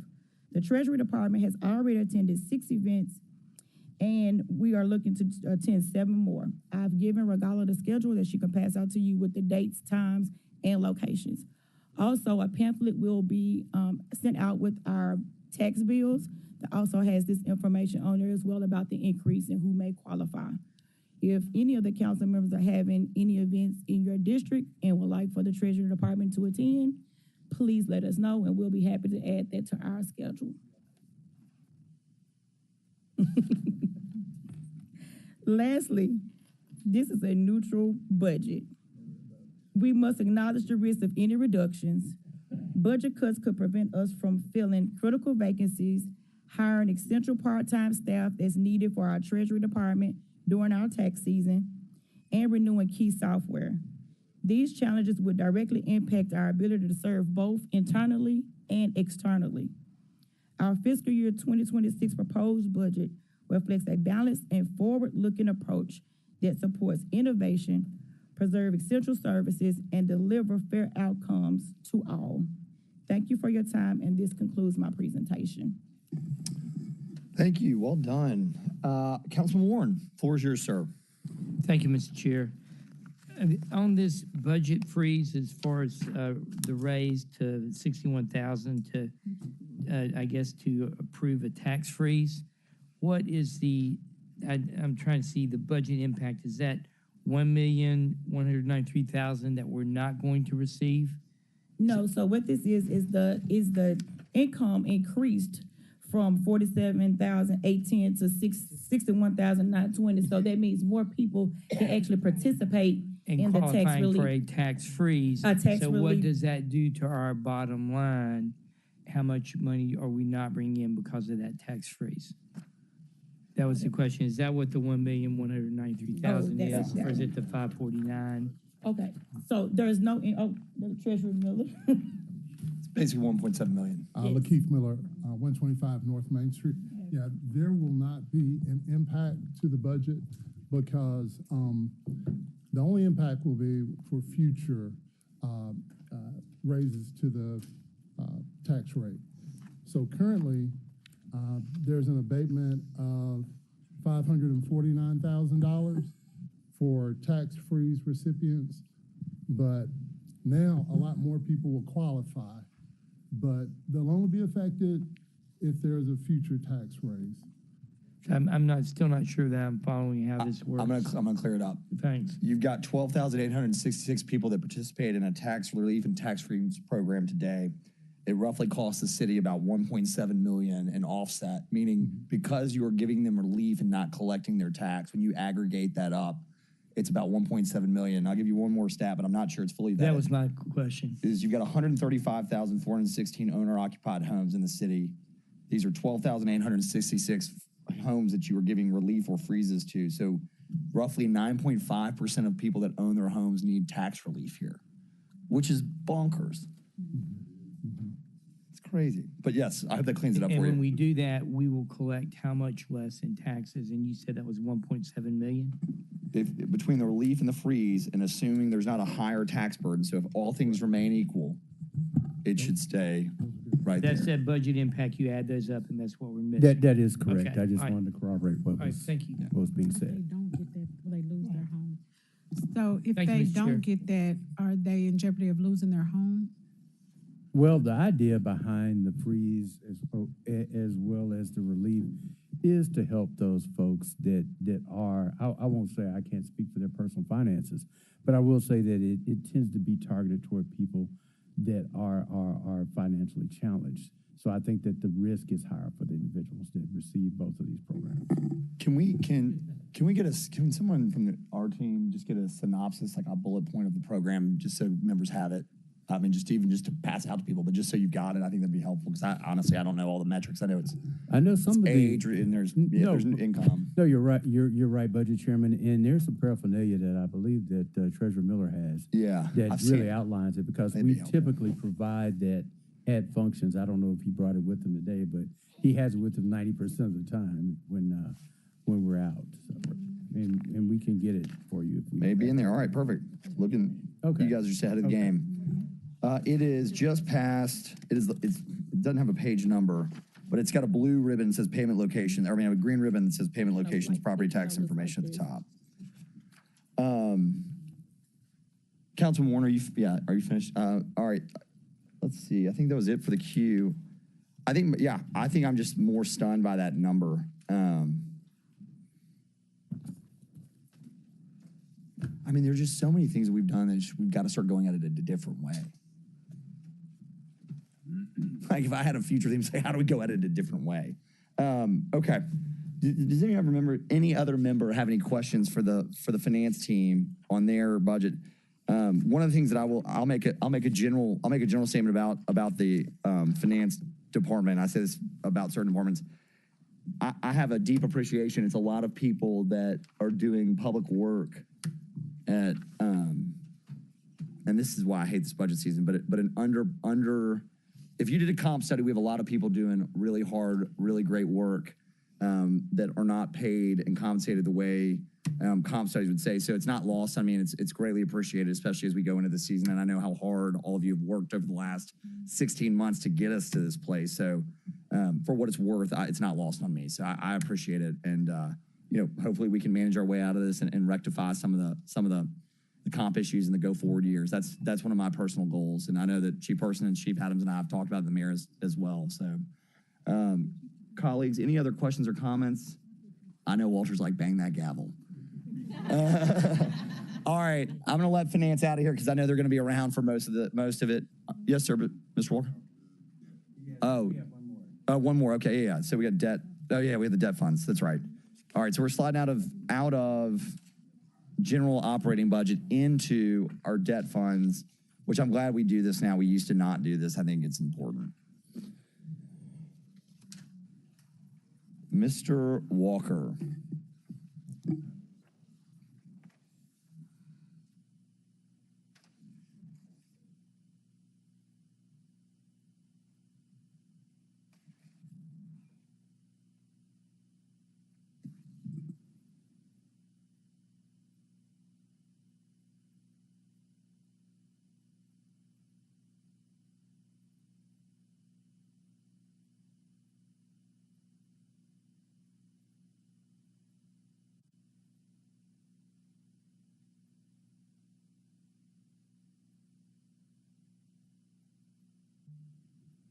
All right, Andre Walker, Deputy CFO, 125 North Main Street.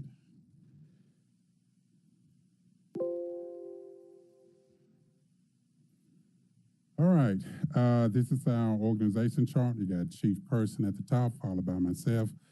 And then I have Dr. Kara Ward, who's the debt coordinator, and Ms. Sherelle Hawkins, who's the debt analyst.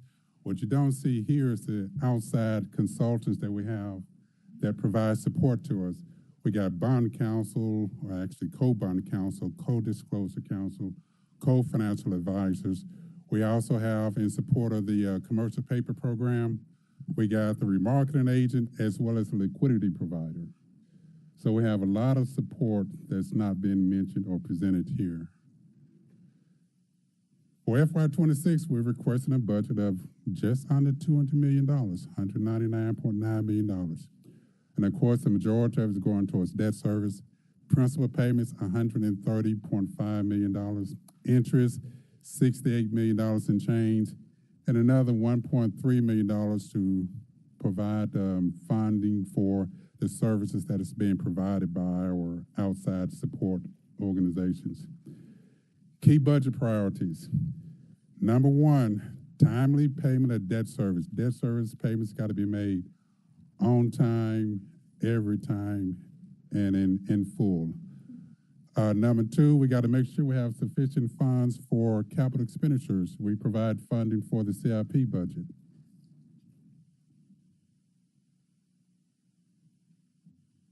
Oops, what is that? Okay, there it is. There it go. No, it ain't moving. Did I do something else?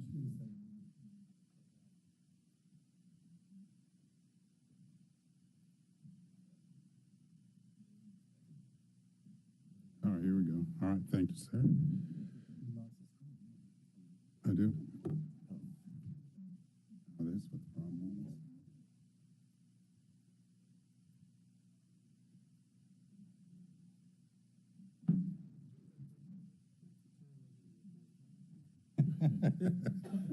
Hey, put on the CIP budget.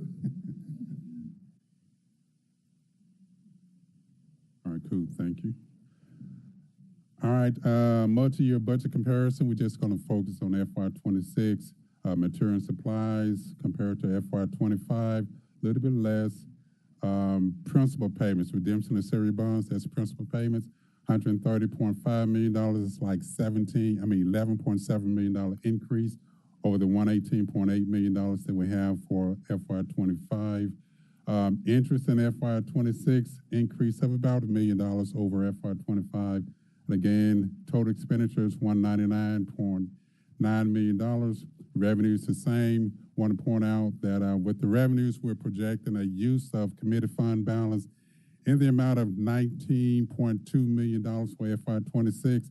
Our current fund balance is estimated to be around $48 million. For FY25, we're projecting a use of committed fund balance a little over $6 million. So for FY26, we'll have about $42 million, draw down about $19 million. That'll leave us with about $23 million committed fund balance at the beginning of FY27. Our goal is about $15 to $16 million, so we should be okay there. Budget drivers, as I mentioned, principal payments increased by $11.7 million. This is primarily due in part to the fact that we issued bonds in 2025. They have a $7.1 million principal payment in 26 that it didn't have in 25. And then bonds that were already outstanding, we were already projected to have a $3.5 million increase in principal payments. Materials and supplies, total budget $1.3 million. 51% would go towards bond counsel fees, disclosure counsel fees, financial advisor fees, and then 47% would go towards support received for our commercial paper program. Performance metrics, debt service payments got to be paid on time every time, as well as having sufficient funds available for capital projects. Over the past 5 years, we've met both of those goals.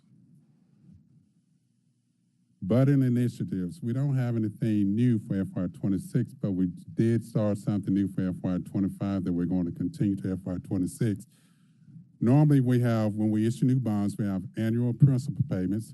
For example, we may have $7 million maturing in June of any given year. What we did is we thought, well, let's have semi-annual principal payments. Maybe we can save a little money. We spoke with our financial advisors, spoke with other members of the bonding community, and they all said, yeah, you can do that, but only for the first 10 years. You go beyond year 10, it's going to cost you an interest. We did that with the 24A bonds, and we, instead of having $7 million maturing in June, we got $3.5 million maturing in December, and then the other 3.5 maturing in June. So the amount of principal that's going to mature stayed the same. However, the amount of interest that we're going to pay decreased. For the 24A bonds, we saved about $712,000 over the life of the bonds, and it didn't cost us a thing, so it's like free money.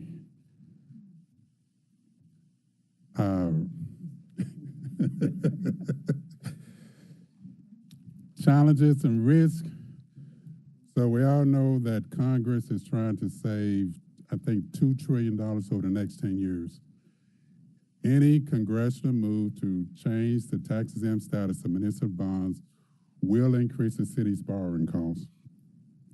Lately, there's been more support towards retaining the tax-exempt status of municipal bonds. So the likelihood that they would change the tax-exempt status is diminishing. I saw a projection that it was like 50% chance that they'll do something. Now it's like 10% chance that they may change the status. Another concern or risk is market uncertainty.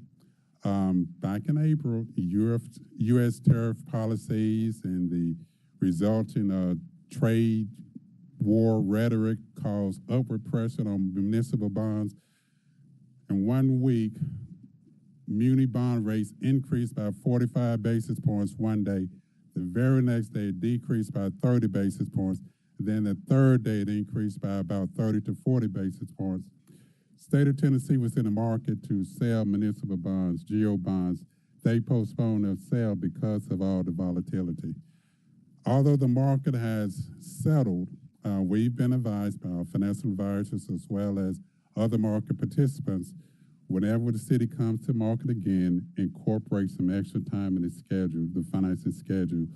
So in the event that there's a lot of market turmoil, the city can, if we have to, delay the bond sale if we need to. And I think that is my last slide, and it is. Awesome. One thing that I'll say for everybody on the body, if you want to find what I've found to be the most comprehensive explanation of the city's debt position of all the things that we do, go pull the annual audit and go to the back of the book. And it has every single bond we've ever issued. Not ever, but every single bond, close enough. But you can really track and see where all the debt funds are. And I think for me, that's always been the most helpful. Councilwoman Green. A quick question on page 4. In the difference of the FY25 adopted budget versus the forecast on the retirement of refunded debt, can you speak to that? Because it seems to be a large variance.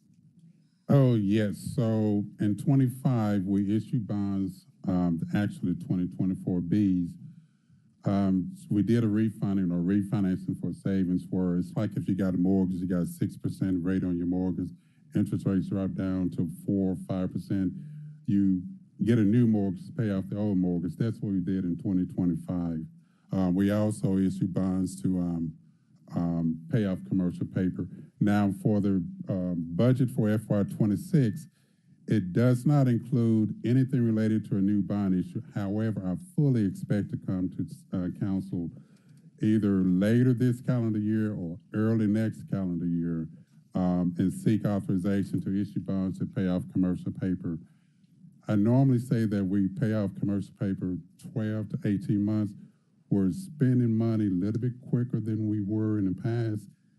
I think this year we've spent about $9.1 million per month versus about 8.6 last year. So we're going to come to council quicker than we normally would have because we're spending it quicker. When we do come to council at that point, in the authorizing resolution, we'll include a provision that allows us to adjust the budget to properly record the transaction that council will hopefully approve. Thank you. I think that's important, and I know the budget chair and I have had multiple conversations about in this volatile market and with the turmoil that starts in DC. doesn't end there, that, you know, it's so difficult to plan, and not just for things like federal grants that we're talking about, but, you know, do we keep cash on hand? Do we go out for debt? Do we know what the debt, you know, what our rating is going to look like and the interest rate? Like, it's such a really complex question right now. But I appreciate that you are, it seems like you're being flexible and thinking about, you know, when and how to do things and doing things on different timelines, so that you can be as reactive as possible, in a positive way and not a negative way in this current environment, because it just seems impossible to me. You know, like we say, Warren Buffett's taken all his money out of the market, so it's hard to know what you're supposed to do anymore. Thank you. I've got one quick question, then I'm going to go to the queue. I've got Vice Chairman Sturgeon Washington and Councilman Warren. But real quick, when do we pick up the accrual? No, it's not really an accrual. We kicked it. It was 5 years on the cabs for Accelerate. We would start paying debt service on those bonds in FY 27. Okay, 27. Okay. So we'll get 1 year, hopefully, of some relief, and then we've got to take that on. Yeah. And you're both mapping that out. I know you are. I'm just saying it in the nicest way I can. Yes. Okay. All right. Vice Chairwoman, the floor is yours. Thank you. You said last year we spent about 8.6 million a month. Yes. Yes, on capital expenditures fundable using GeoBond proceeds. And this year we're doing 9.1. So what's the difference? Why are we spending so much more? I don't know. I guess we've been encouraging, I guess, the division who have received funding for GeoBond proceeds, especially dealing with the Accelerate Memphis program, to go ahead and spend those monies. The longer we have Accelerate Memphis bond proceeds outstanding, it gets worse for us. It's better to spend the money quickly than to just wait and hold on to it. Oh, okay. It creates some problems for us. For example, with the Just walking through the IRS provision. with the stormwater system, this January we made a payment of $1.2 million to the IRS. That is because we issued bond at a yield of, let's say, 3%, and we got investment earnings of 4%. That 1% difference, IRS said, hey, if you would have spent this money within 3 years, you could have kept it. But because you didn't, it's mine. Run me my money. It's a slush fund provision that stops municipalities from holding capital. Exactly. It's really, it's political corruption blocking tool. All right. Thank you. All right. Councilwoman, just to kind of reiterate and kind of double down on that, one of the things that the mayor's challenged us to do is with the divisions where we could bring economies to scale, and there are certain projects that the divisions can operate and can utilize capital dollars. They do build back their expenses of capital, but then most importantly, one thing that I will say that has been impressive coming out of finance, if nothing else, is just cleaning up those old years worth of capital awards. Now we are definitely being much more aggressive with the expenditures. I know the past administration had preached that. I know that's something that Councilman Carlisle had preached for years and years and years, you know, how we performing, but then I would say that that's one of the things that has come out. So we are bringing economies to scale, whereas when you see some reductions in M&S, that's where we're capturing it, where those are true capital expenditures, we're working it through. Okay. Yes, ma'am. Thank you. Dr. Warren. Thank you, Mr. Chair. It is on this slide that I have my questions, I think. It's on page 4. Is that 4 is what you've got up there? Yes, sir. I'm still a little confused about, you know, we've got an adopted budget where we retire $150,000 worth of debt. Then we do $242 million and spend $150 million. I'm wondering how that works and why. All right, so we knew this time last year, we knew that we were going to issue bonds to pay off commercial paper. The city has a $150 million commercial paper program. So that retirement of refunded debt is to payoff of the $150 million in commercial paper. That was budgeted. Okay, so what you're saying is, we had $150 million, we paid it off, and we paid off $92 million worth of interest. Well, not quite, almost. But what we did was we had two refundings. Okay, Series A paid off $150 million in commercial paper. Series B paid off, what's that, $90 million or so in old debt, like 2010, 2012. It's where you had a mortgage, outstanding mortgage, and then you refinance for savings. The refinancing for savings was that difference of $92 million or so. But the payoff for the commercial paper was the $150 million. so the savings that we got by Yes, sir. refinancing Yep. is what we used to pay that extra $92 million. So it wasn't like we were paying it with, I guess we didn't have to do that out of borrowing more money. That was just savings. Yes, we did borrow more money. So basically, we replaced, let's say, $92 million in bonds that had an interest rate of 5%. We replaced it with $92 million in bonds that got an interest rate of 4%. Okay. Now that we've got our new bonds are a much higher rate, correct? Ones In we that just case, issued? it was at a lower rate. Oh, okay. I thought with the current market, we just had. He's our saying when you go to market with your 97 million or whatever your debt issuance is for this year, you're going to see a higher interest rate. Yes, That's yes, what I'm we asking. will. Yes, sir. Definitely, yeah. We will see a much higher rate when we go to market. Where does this that year. show up in the FY '26 proposed? Well, I didn't incorporate a refinancing in the FY26 proposed budget. But what I did do is with the city's commercial paper program, we had commercial paper that rolled today. We got a rate of about 3.15%. In our budget, we estimated like a 5% interest rate on commercial paper, put a little extra cushion there in case rates continues to go up. But my expectation is that we will come to council later this fiscal year, later this calendar year or early next calendar year and seek authorization to issue bonds to pay off the $150 million in commercial paper. So this time next year, for the FY26 budget, we will see that $150 million retirement or refunded debt, and we will see some other, I forget, bond issuance costs or whatever that's not currently in FY26 budget. Okay, so as we go through with this, and that's been my last question, Mr. Chair, I understand when the interest rates are going down, it makes really good sense to refinance and, Yes, sir. and do that. If the interest rates are going up, why do we refinance then? Okay, it's because it's coming due and we have to pay the whole note? That is what it correct. is? Yeah, we have our limit for commercial paper Yeah, is 150. that's where I was going to go. Let's just take a step back, and both are pieces of debt. Let's talk about what commercial paper is, and then why we have to refinance it with long-term debt or more commercial paper. All right, so commercial paper is like short-term indebtedness, 30 days to 90 days. I think the road that we did today was 90-day paper.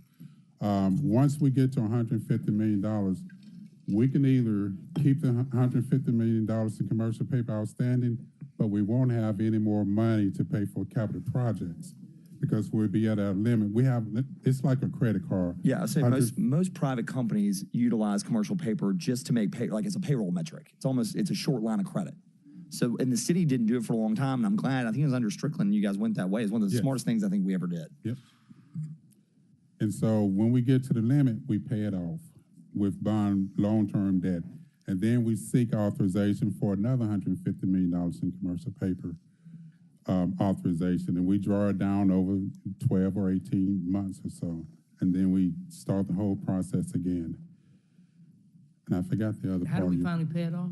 Oh, by issuing GO bonds. We convert from short-term debt to long-term indebtedness. Another good way to say it is if you build something, you get a construction loan, and then you have to go get your permanent mortgage once you move in. This is another way to look at it like that. Good example. Thank you. All right. The thing that I try to remind myself, and I'm sure some of them, my dad always used to yell at me when I would talk about how interest rates were getting high. But I mean, if you look historically over the last 30 years, they're still really, really low. And so, you know, the city has to balance its debt portfolio with cash wisely, but debt is a strong instrument for us. I think what Councilwoman Green was really touching on, where the administration is having that balancing act, is as you watch private investors move to cash, you know, cash is always king when you need flexibility and liquidity. And so, like, the commercial paper program is that for us as we go into it, and getting, you know, when you're borrowing at 3%, I don't know where the short-term rate is today on 2-year money. 3.15. Yeah. So, I mean, it's a balancing act, especially in this environment. So, any other questions for the debt team? All right. Thanks, Andre. All right. Is that it for finance? Other funds. Yeah, let's do other funds. Yeah, let's do it anyway. Yeah, let's go ahead and do other funds.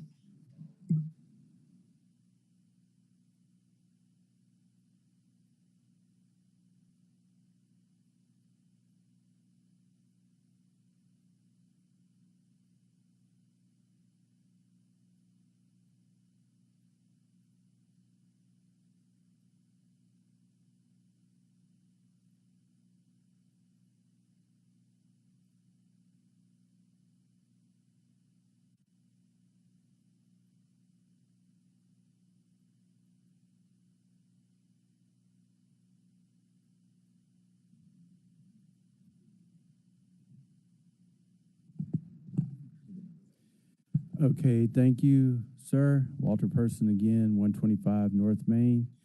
We'll go really quickly here through some of the other funds that we highlighted during the budget overview. These are not the general fund or the main operating account for the city of Memphis, but they're funds that have a material impact on our operations. We have touched on a couple of these already, especially as it relates to the 2019 sales tax referendum fund. But quickly, we'll start off by an overview. State Street Aid, which is a gasoline tax.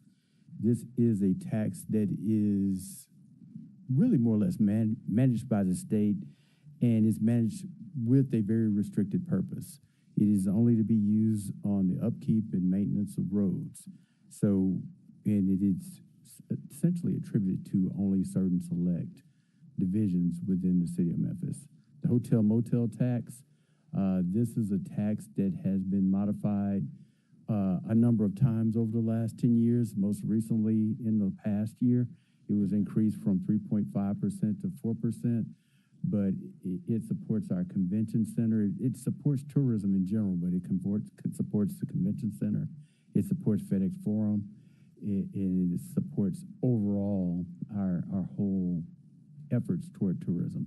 The New Memphis Arena Fund, this also supports our sports and our sports-related activities within the city. We've already talked about the sales tax referendum fund. Pre-K fund, this is where the 245 money flows to support our pre-K activities, the funding that we talked about relative to 245 a little bit earlier. And then finally, the unemployment fund, which is our internal service fund that we're required to have to support those that may find themselves unemployed from the city of Memphis. Quickly, we'll go to State Street Aid. And there's nothing remarkable about any of these. We can kind of do a deep dive, but essentially these funds are required. Okay, I'll just keep moving unless you have a question. Sure. When you get the aid for state streets, do they determine which streets? Who determines which streets and how often? It's usually determined internally. It's a grant that comes in at the end of the year, and we usually recognize it as a recovery. You'll see as and so you'll see it as a negative amount in your financial statements as a huge, like 21 to $23 million negative amount that recovers funds. Typically, some of it goes to MATA, but public works, engineering, areas like that. Yeah, it's required by law that MATA gets, our transit authority gets a certain amount of state street aid. I won't get too deep in it. Just thank you for that. No, it's a good question. It's a good question. It's formally driven. It's going to be interesting too. Let's keep going. Okay. And this is a snapshot of the hotel motel tax. Again, no remarkable movement within these funds. Again, we just talked about hotel motel tax. The only remarkable thing was the increase from 3.5% to 4% here recently by this body. New Memphis Arena is tracking along. The 1975 is the amount that we talked about that in the prior year wasn't budgeted, but was budgeted this year and caused some of the variance that you saw earlier in the day. Here's sales tax referendum, probably the largest and most active fund, but this is another snapshot to show you the impact and more or less the structural imbalance that we have in this fund. And then finally, pre-K fund, which is ticking along at $7 million on a proposed basis. And we do recognize that expenses are increasing, but again, you all had a chance to see the challenges that we're facing in this fund. And so we are going to do our level best to make sure we can maintain that as long as we can. Unemployment fund, again, is a state mandate. We refund in arrears, so after we get the expenses, we refund this fund, but it is a healthy fund as well, so we don't have any concerns there. And that's it for other funds. Going forward, I would like for you to add, even though they're not in the legal status like Fund 245 or unemployment, I consider them funds. I would like to see the transit vision funding. Transit vision funding? And I'd like to see solid waste. I know they were created by ordinance, which is why I know that I realize they are different and they don't need to be recorded anywhere else. This is just for the sake of the going forward in these presentations, but it is a fund in the way that I think I view it as like a bucket, so to speak. While it's all one large bucket, it's a good way for the body to track some of the things that it's been a part of, like creating the solid waste fund. So, and I know Philip or Director Davis will come and talk specifically about solid waste, but it is another fund, and Transvision too, right? I mean, I think we've got to start to have some more visibility into that, but yeah, I think those two are important, just because, at least for me, I mean, just we put so much political weight out there on it. I think it's important just to make sure that people are able to see where we're at on those things. Yes, sir. Solid waste probably more than anything. Does anybody else have any questions or comments? Seeing none, Chief Person, you made it through day one. All right. Thank you. Yeah. All right. Are you guys okay if we just keep going into executive? Is that all right with everybody? All right. We'll have the executive division come up. Chairman Canale, could you come take the chair?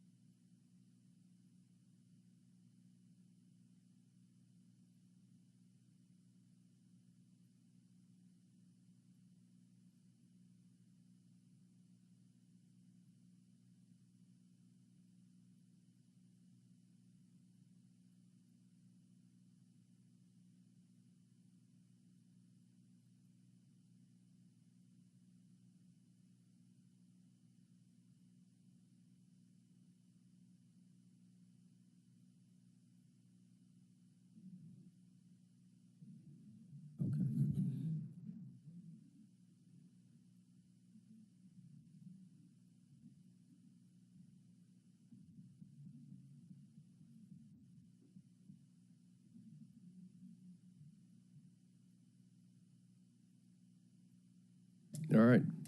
Chief Adams, you may proceed. Yes, sir. Antonio Adams, Chief Operating Officer for the City of Memphis. I am pleased to present the FY26 Executive Division's budget.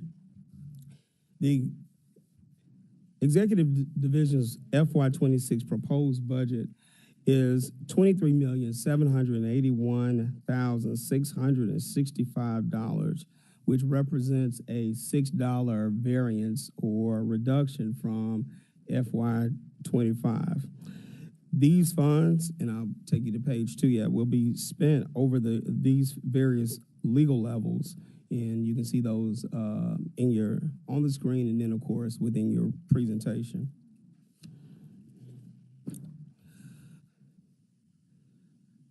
Number 3, page 3 details our complement.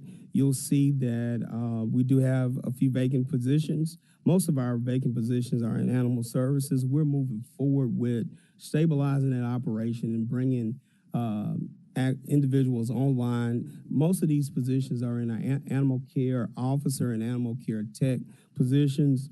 I like to give some credit to the current staff, or a lot of credit to the current staff, for a relationship that they've developed with TCAT, where they have interns that actually help support. And along with this, we will have an opportunity for those individuals to become gainfully employed within that area. While we do have a hiring freeze, we will give priority in this area. All right. In our budget overview, as I mentioned, this is a $23,781,000. I'll just round it up, $782,000 budget. Our key priorities remain in our division: public safety, blight mitigation, and community service. As most divisions, you'll notice that we are heavy in personnel as we provide direct services through direct contact and interaction with the public. Page 5, you'll see a 5-year comparison of the budget itself. You'll notice that, again, comparing our FY25 adopted budget to our FY26 proposed budget, there is, with respect to expenditures, a $6 reduction. And then, of course, the total revenues, the revenues that we obtain in our division primarily go to Memphis Animal Services, and those revenues come in the form of donations and cooperative agreements that we may have with the county government. So some of our key budget drivers in this budget, and I just kind of want to go back and harken back to the words of our mayor, our leader, which we are holding the line. So we have a budget neutral budget, and we are committed to squeezing every dollar into supporting community initiatives that further public safety, blight mitigation efforts, neighborhood-focused initiatives that improve community engagement, strategic communications, and animal services. This budget will allow us to focus on our strategic priorities with enough flexibility to operate effectively and then provide providing financial security and stability, along with having data-informed strategic decision-making processes. So let's kind of talk about some of our areas that we're most proud of. And one we do have, and then that's the Memphis Office of Youth Services. So our employ and MAP programs. This year we had roughly about 1,900 students that participated in various programs. We project using the same dollars and just kind of shifting dollars around within the division, actually increasing it by 500 and going up to 2,400 students. And we do so by striving to actually be as nimble as possible with the application process, the timing in which we start the programs, and then, of course, the timing in which they are in the program. And a lot of people, this is one quick question that was asked at the roundtable about how many applications do you normally receive? And we receive roughly about 4,000, and which is, awesome as an increase. Now, we get roughly about 1,900 to 2,000 to come back in, and that's just follow through. And it's not follow through because individuals may not want to or they forget. Sometimes they actually participate in multiple programs, and one program calls upon that child before we can get back to them. So we strive to actually provide more as much as we possibly can. Then, of course, you go to the next slide, and I'll say in the key performance metrics that we've retained and maybe modified on is the last one, and that's a number of programs that we create. So you notice each year there's been a steady increase in the creation of programs, and that is due to a post-program survey that we take to kind of understand what we did good, what we did not do good, and where we can improve, and what would you like to see different. And so, again, I'm proud to say that we have at least 17 new programs we've created this fiscal year.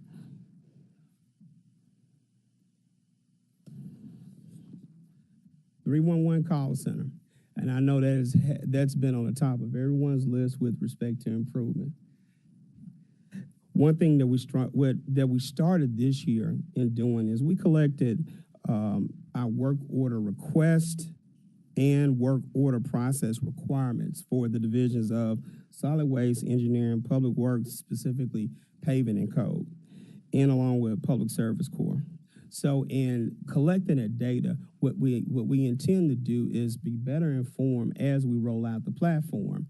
Our division of IT has kind of beta tested the new platform we hope to continue to build upon and roll out in the next year.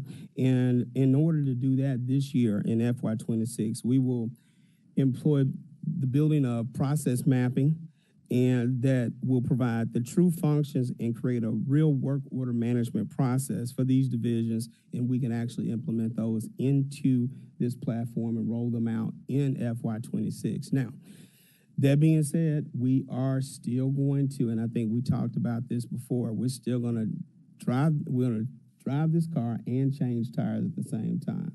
And it's just going to be that monumental feat that we'll have to do. But we cannot stop, and we cannot take 311 out of the process. So we'll improve the current with the data that we have now, and we will move forward in building that out and laying out a new work order management process within a new system.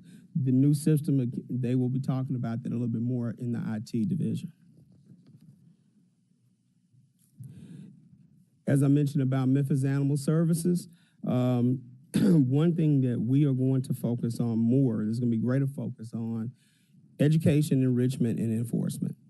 So we want to make sure that we have top-notch animal care officers, animal care technicians. With that being said as well, there will be an investment, a proposed investment in our fleet. There has been an order and purchase of the spay and neuter van. That spay and neuter van we hope to have here this calendar year, later in in 2025, this calendar year. But we've also, with the residual funds, repurposed and purchased one new van, and we hope to purchase additional vans in FY26.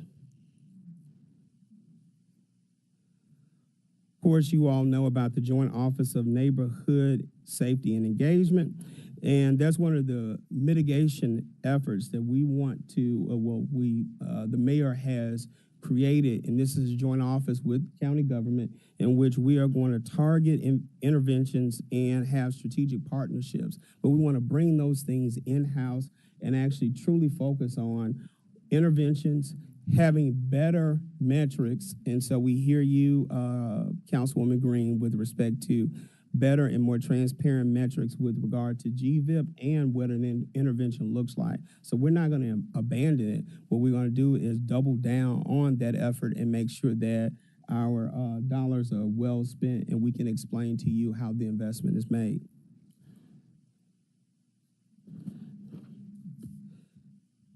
Let's see. One other item that we are really proud of is what I like to call helping that last mile of the way. Not every student is going to go to college. Not every student wants to go to college. And if they want to go to college, they may defer that time, but they want to have a sustainable career that they can earn a livable wage. We've talked about our lack of investment in the schools with our VOTEC classes. Well, what we've decided to do is help and meet our students that are in vocational tech classes. We've helping meet our students also in vocational tech classes at Tennessee College of Applied Technology. What Director Harris has done is taken $100,000, and he's really reallocating that money to helping students actually move through the CCTE program in Memphis, Shelby County Schools, but then also in TCAT, so that we can then create an employable workforce. And these students will then be able to actually, hopefully, gain employment with us once we wake up out of that hiring freeze. We unthaw.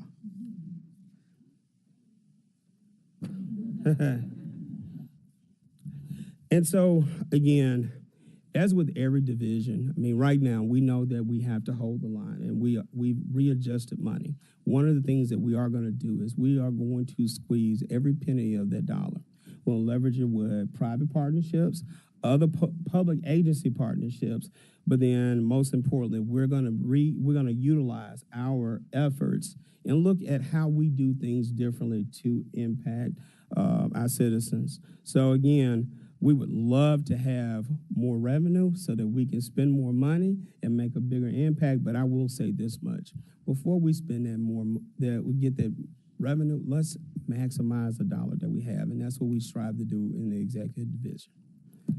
That being said, that concludes our presentation. Thank you, Chief Adams. Yes, sir. We have Vice Chair in the queue, Councilman Logan, following Vice Chair. Thank you, Chairman. Yes, ma'am. For your Office of Youth Services, Yes, ma'am.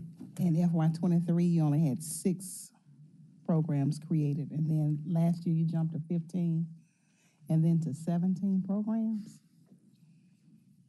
I have a lot of people asking about, what are we doing for the youth? It would be great if we could have the names of those programs and maybe a description Yes, ma'am. of what they're providing. Yes, ma'am.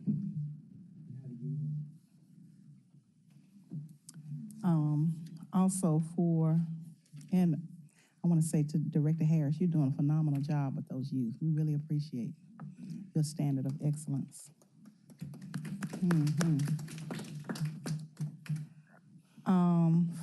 For the 311, who determines when those accounts are closed?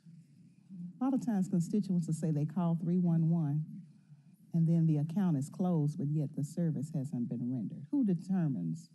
So currently, the ticket is supposed to be closed by the person in the field.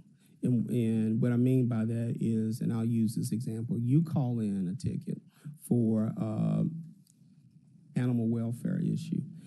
I receive it, my deputy then is dispatched to go out. Then once he provides the service and he picks up the animal, or he has an encounter with the pet owner and they resolve the issue, the ticket should be closed. What's happening is there's a communication gap between that ticket sometimes being closed in our system and going back out to the citizen. Honestly, sometimes there is a communication gap between the system and going out to the field as well. And so you either get duplicated tickets, whereas the ticket would repopulate, and then sometimes the ticket is actually closed before the service is rendered. And the citizen is saying, well, I still see this dog here, and they're telling me that the ticket is closed. And so that's what we're trying to do now, is really tighten up on a better work order management system where we have one language. So, because right now the current system actually has several different languages, and the language may be solid waste's method of what a work ticket is, engineering's method, public works' work method, and simply what the customer saying is, I got an issue, I use this portal, I don't care what you call it, how you call it, close it, fix it, resolve it, and let me know when. Now, does it have the capability of uploading documents within the system? For instance, if Telly White, when he goes out with his team, he takes pictures and he sends them back. Is there a way that if you go out into the field, you can show a picture, I caught the dog, here it is, a picture of the dog in the van or however, and then closing it? Is it a way to verify the service? Yes, ma'am. There is a way to do so. Again, it is a method in which that communication does travel back to us as well. And it just depends on how we use and what we use. Again, some use tablets, others use phones, And so again, we are going to standardize that operation as well, where we know that the communication is going to be seamless. It is not going to be perfect, but it will be seamless where we have one standard method of communication and we understand the language that we're using. And last, this isn't important, but this is just the teacher in me. For the Joint Office of Neighborhood Safety Engagement, Yes, ma'am. if you had said Joint Office of Neighborhood Engagement and Safety, it would be Jones. Jones. I just wanted to throw that out there. Oh, okay. So you all were being consistent. Oh, okay. All right. This is just a teacher in me. Yes, ma'am. All right. Thank you. I yield. Thank you, Vice Chair. Councilman Logan, you're recognized. Thank you, Chair. Two things. Well, I did want to say on the 311, who I want to give kudos to Ms. Karen Gall. She is amazing, doing an amazing job and great to work with. She very much engaged and involved and listens to the community and is a go-getter, so kudos. Also, oh yeah, it will be closed too if they give it to another department. And I was wondering if, and I didn't mention this to her, but I was wondering if when you talk about language, the terminology that everyone uses, because the word closed, as you said, means something different to everybody. So when a department transfers it to another department, they say closed as opposed to transferred. Or, so even something as simple as changing that could help. But anyway, the question that I had was, can you tell me the difference in community affairs and neighborhood improvement and neighborhood engagement? There's a few of them that kind of are in the same little space, and I want to know what the difference is. So with the new office. Yes, ma'am. So community affairs is like the overarching umbrella that addresses any and all neighborhood engagement related activities, whether it is, violence intervention, literally those community engagement activities where we have the one Memphis Town halls, and then of course, then you have GVIP that would report under that area as well. And so community affairs is just that large umbrella. And then, excuse me, I'm sorry, I take that back. That was formal. Community affairs is our public affairs discussion point with the rest of the people, meaning we host our town halls. We have our MIFA, I think we do have MIFA grants, and we have certain grants and subsidies that come in out of community affairs. We have our recidivism program there, like R3, and I forget the okay. Come on up. I'm gonna get Dr. Boyce to come up and talk specifically about everything that they do. And I apologize for not being able to do that. I do know that we did change. GVIP for a while did report under community affairs, but now it's gonna report under the public safety advisor. My apologies for that. Okay. You're good. Reginald Boyce, 7610 Brighter Reef Drive. Community affairs, first of all, thank y'all for this opportunity. Community affairs hosts, number one, your park police advisory review committee. We have that board. Then, no, ma'am. Also, Bridge, which is Building Renewed Independence, Growth and Empowerment. That's your second chance program. Deals with expungements and driver's license. Also, Next, which is your program that builds neighborhood home associations, not home associations, but neighborhood associations. So we help them how to create an association in your community. How can you create neighborhood watches and things of that nature? So those are the programs under community affairs. Now that GVIP and Jones, or Jones A is what they call it, has been moved to his own place.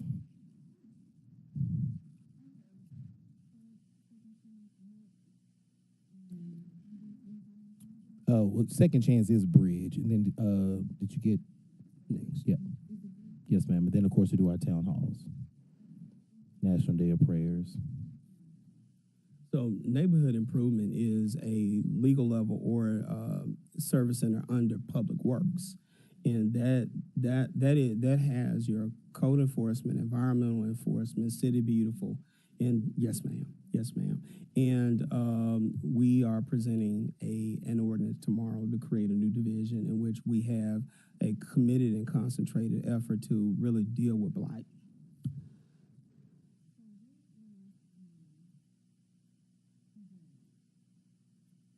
Oh, the PJA meeting, okay, that resides actually with Ms. Gauss. Ms. Gauss does host those meetings. I know, but I'm saying, Yeah. where is that on here?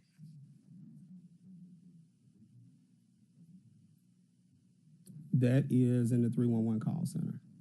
Oh, it's Oh, in yes, 311? Yes, ma'am. Okay. So one reason from a functional perspective, from PJA, you do derive a lot of self-reported or self-created Right. complaints and resolutions. And so right now, what we are doing, and what Ms. Goss does do, is bring a lot of those back to 311, enter them as work tickets, and then, of course, kind of move them through so that we have some reporting mechanism and then can cost out what the effort was with regard to resolving the issue. Okay. I mean, I know exactly Yes, what ma'am. it does. I didn't see Where? it anywhere. And so I was trying to figure out, where is it in administration, in executive department, or, because I had no idea it was under 311. Yes, ma'am. Because it I've is. never seen the 311 person at any meeting. So I didn't know. So I know she's at all the meetings, and so I was just curious. And Steve used to be at them. So, and Steve was in the mayor's office, so I didn't know if that was 311. Well, he was listed as the mayor's assistant, but he actually was housed in 311. I knew his office was in 311. So I just was wondering where it is located. So you're saying it's under 311? Yes, Okay. ma'am. All right. But just just kind of help everyone out. Steve actually was, and when 311 was built out even more, it was housed in the 311 service center. What was? Steve Schuler, his position. Right. Yes, ma'am. I was just more concerned about, because initially PJA was connected to the police. It was the police joint agency. Okay. Then it moved to partnership joint agency. And it's a very useful tool in the city. I just was wanting clarity on it, and I didn't see it in any budget area. Yes, ma'am. And I think it needs to be a little bit more robust, and it's very useful. And the community really appreciates this I don't even know what you call it, I guess, initiative, because it gives them the direct voice to speak to what's happening at the neighborhood level. And it's the only opportunity that I know of on a regular basis that the offices, administration comes to the community on a regular basis. I don't know why we're not really amplifying this jewel that we have, because if more people got involved in it, it would do a lot to eliminate and alleviate blight and potentially crime, some forms of crime. Good morning or afternoon, everyone. Karen Goss, Special Assistant to Mayor Young, 125 North Main. To your point about PJAs, one of the things that I have been working on is really, and with yours specifically, trying to streamline and ensure that for every meeting, the administration is coming back with the information that residents expect. We are working, and when I say we, I do mean Anise Robinson, so she does work under me as well. And so what she and I have done is we've split the PJAs in half, so there are a total of 12 PJAs right now. I take 6, she takes 6. And so what we do is we take the information from the residents, bring it back, and work internally to get those updates for residents for the following meeting the next month. And so we're definitely wanting to, make sure that we continue to build off of that. I know some PJAs have been very rocky. Some are self-directed, and what we mean is by their community members who pretty much reach out to the departments on their own, independent of Anissa and myself, which is totally fine.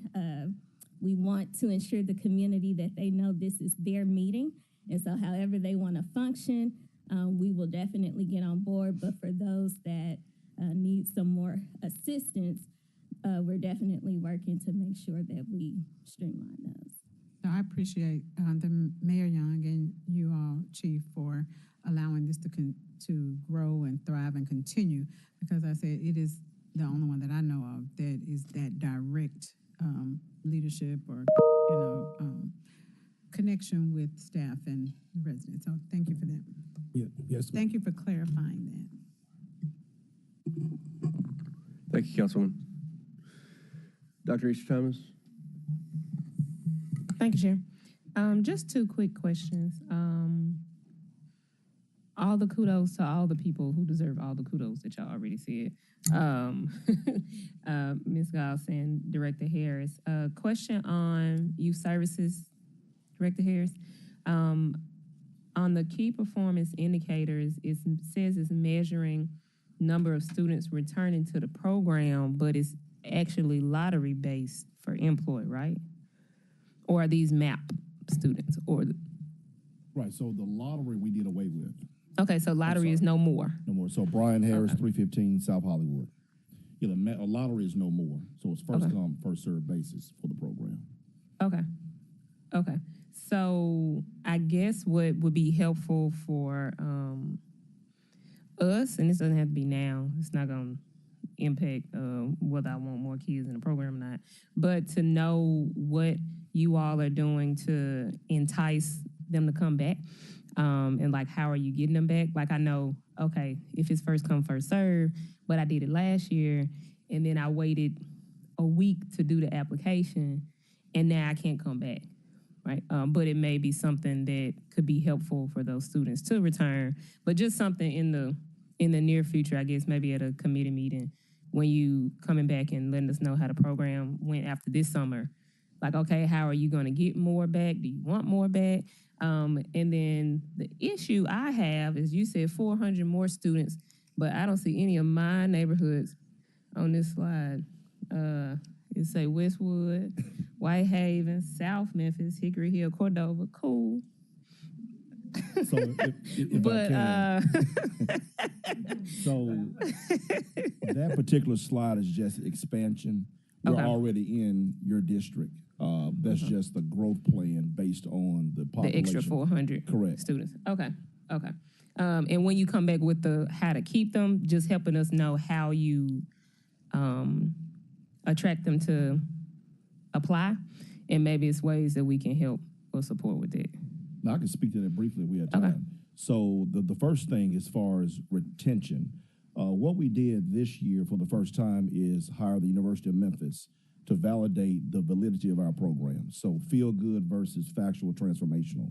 And so the retention rate is based on the surveys, and Chief talked about that briefly, post, pre, and during with our surveys. And so I'm proud to say this last result we got back, we have a 99% approval rate with all parents and guardians, and a 99% approval rate with the young participants of the program. So it tracks their grades, their conduct, and we can show the progression of the young person through the work we're doing in community centers during school and after school as well. As far as the recruitment, we do recruitment blitz throughout the year. So the MAP program, instead of being 1 month out of the year, is recurring. So we go to the schools all the time. We're in the community centers. If somebody called and said, hey, we're having an event in our church, we send a table and a representative there to recruit young people. So it's ongoing blitz we do throughout the year. Okay. Thank you, Director Harris. Yes, ma'am. And then the other thing, you good, Director Harris. Back to Chief Adams. At some point in committee, can we get information on how 311 is going to increase their performance? Yes, ma'am. And so what we'll do is we will work with, because right now it is an IT project, but it's hosted on behalf of 311. So Ms. Gauls has been participating, but then those direct divisions have been participating as well. What Ms. Goss does do that we didn't have more than anything is the voice of the customer.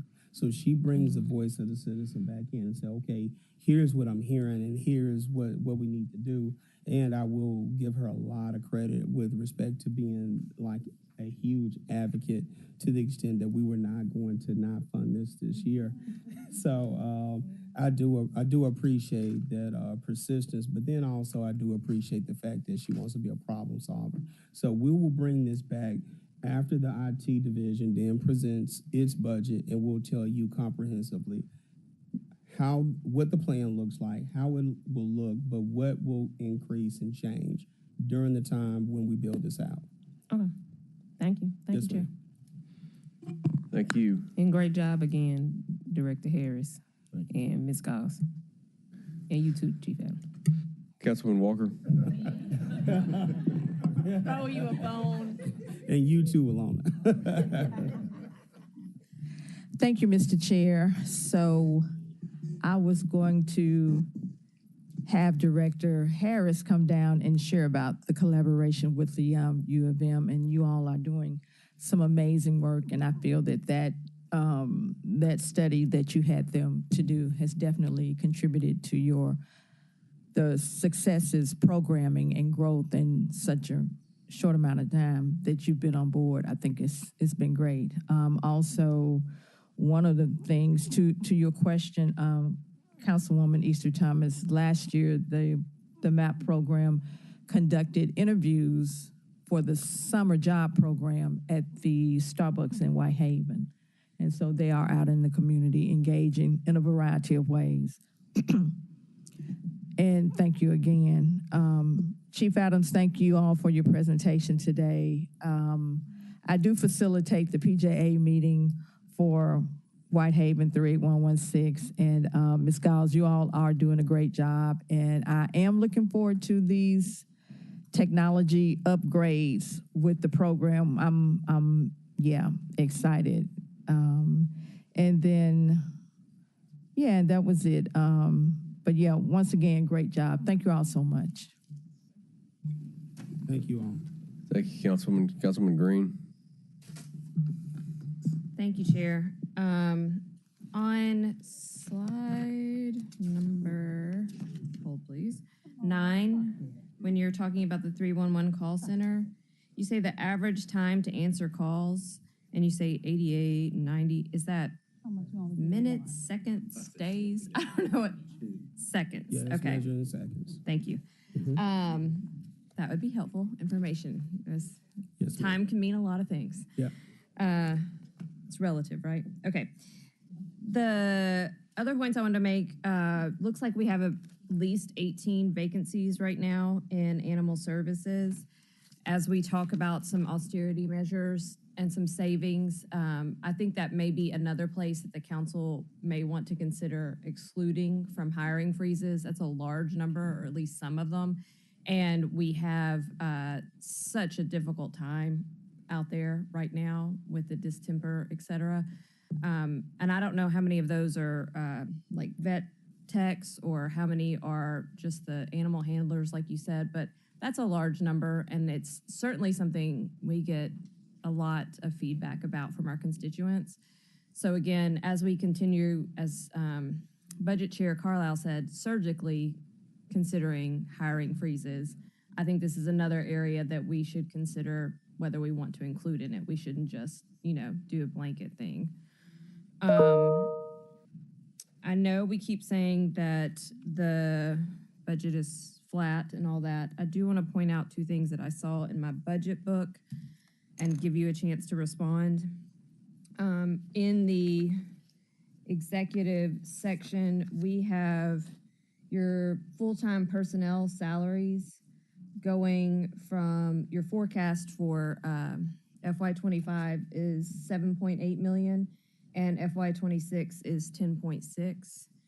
Also in your grants, you had a forecast of 0 and a budget of 0, and it's going up to 650,000.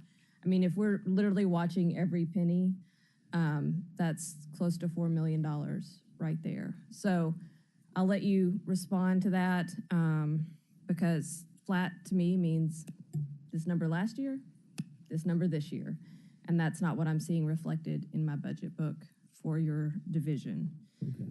So can you Repeat them? that? Yeah, repeat Yeah. that to me because So I don't you have your them. you don't have your budget book? No, I don't have my Okay. budget book. I have So a- I will tell you in your budget book, in the executive expenditure detail, it is page 46. The full-time salaries, the forecast for FY25 is 7.8 million and some change. And the FY26 proposed is 10.6 million. And then on page, And you said personnel? yeah, full-time salaries. Okay, full-time salaries. And then on page 48, under your grants and subsidies, Yes, ma'am. that's been at 0 from 24 until now. And you have a proposed amount of 650,000 for this year. That's just two things that jumped out at me. I'm not saying there's not others, and you might have had some savings in other places that explain that to make it flat, but it looks like those are increases, not holding flat.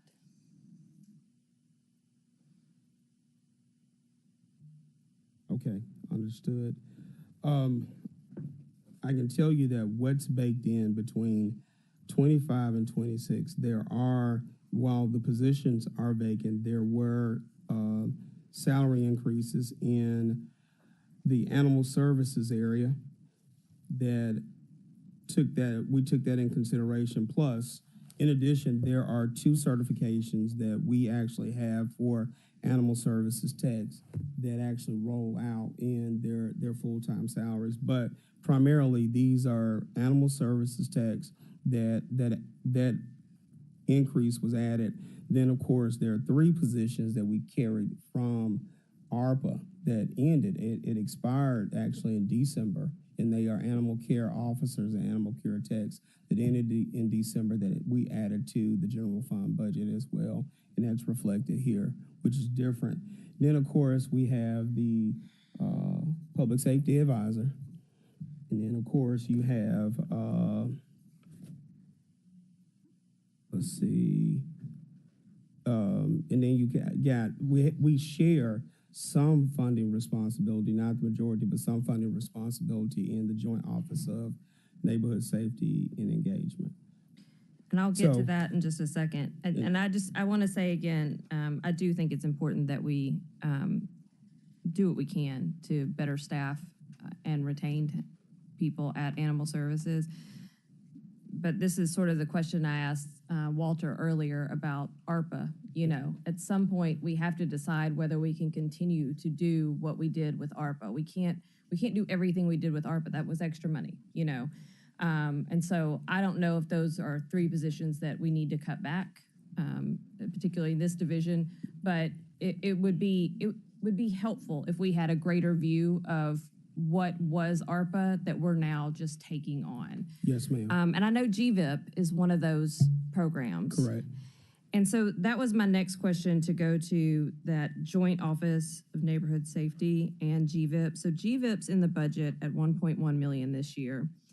And hopefully they will come and present to us, because I found them, and I mentioned this in our, I keep calling it speed dating. That's not what it was, but you know what I mean. Right.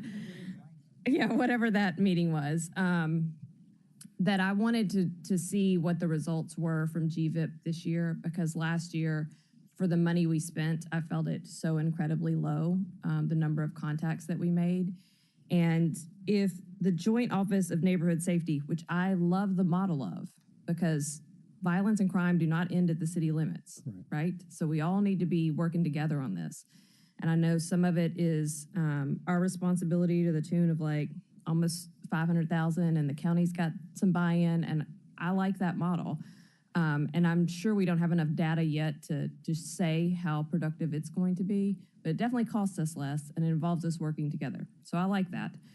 But I am curious as to the overlap with what GVIP is doing, because again, this was an ARPA program, and last year I didn't see the output in the numbers. and we're starting something new. So like, are we gonna continue to carry 1 point something million every year? Or are we gonna switch over to the new public safety advisor and the joint office of neighborhood safety?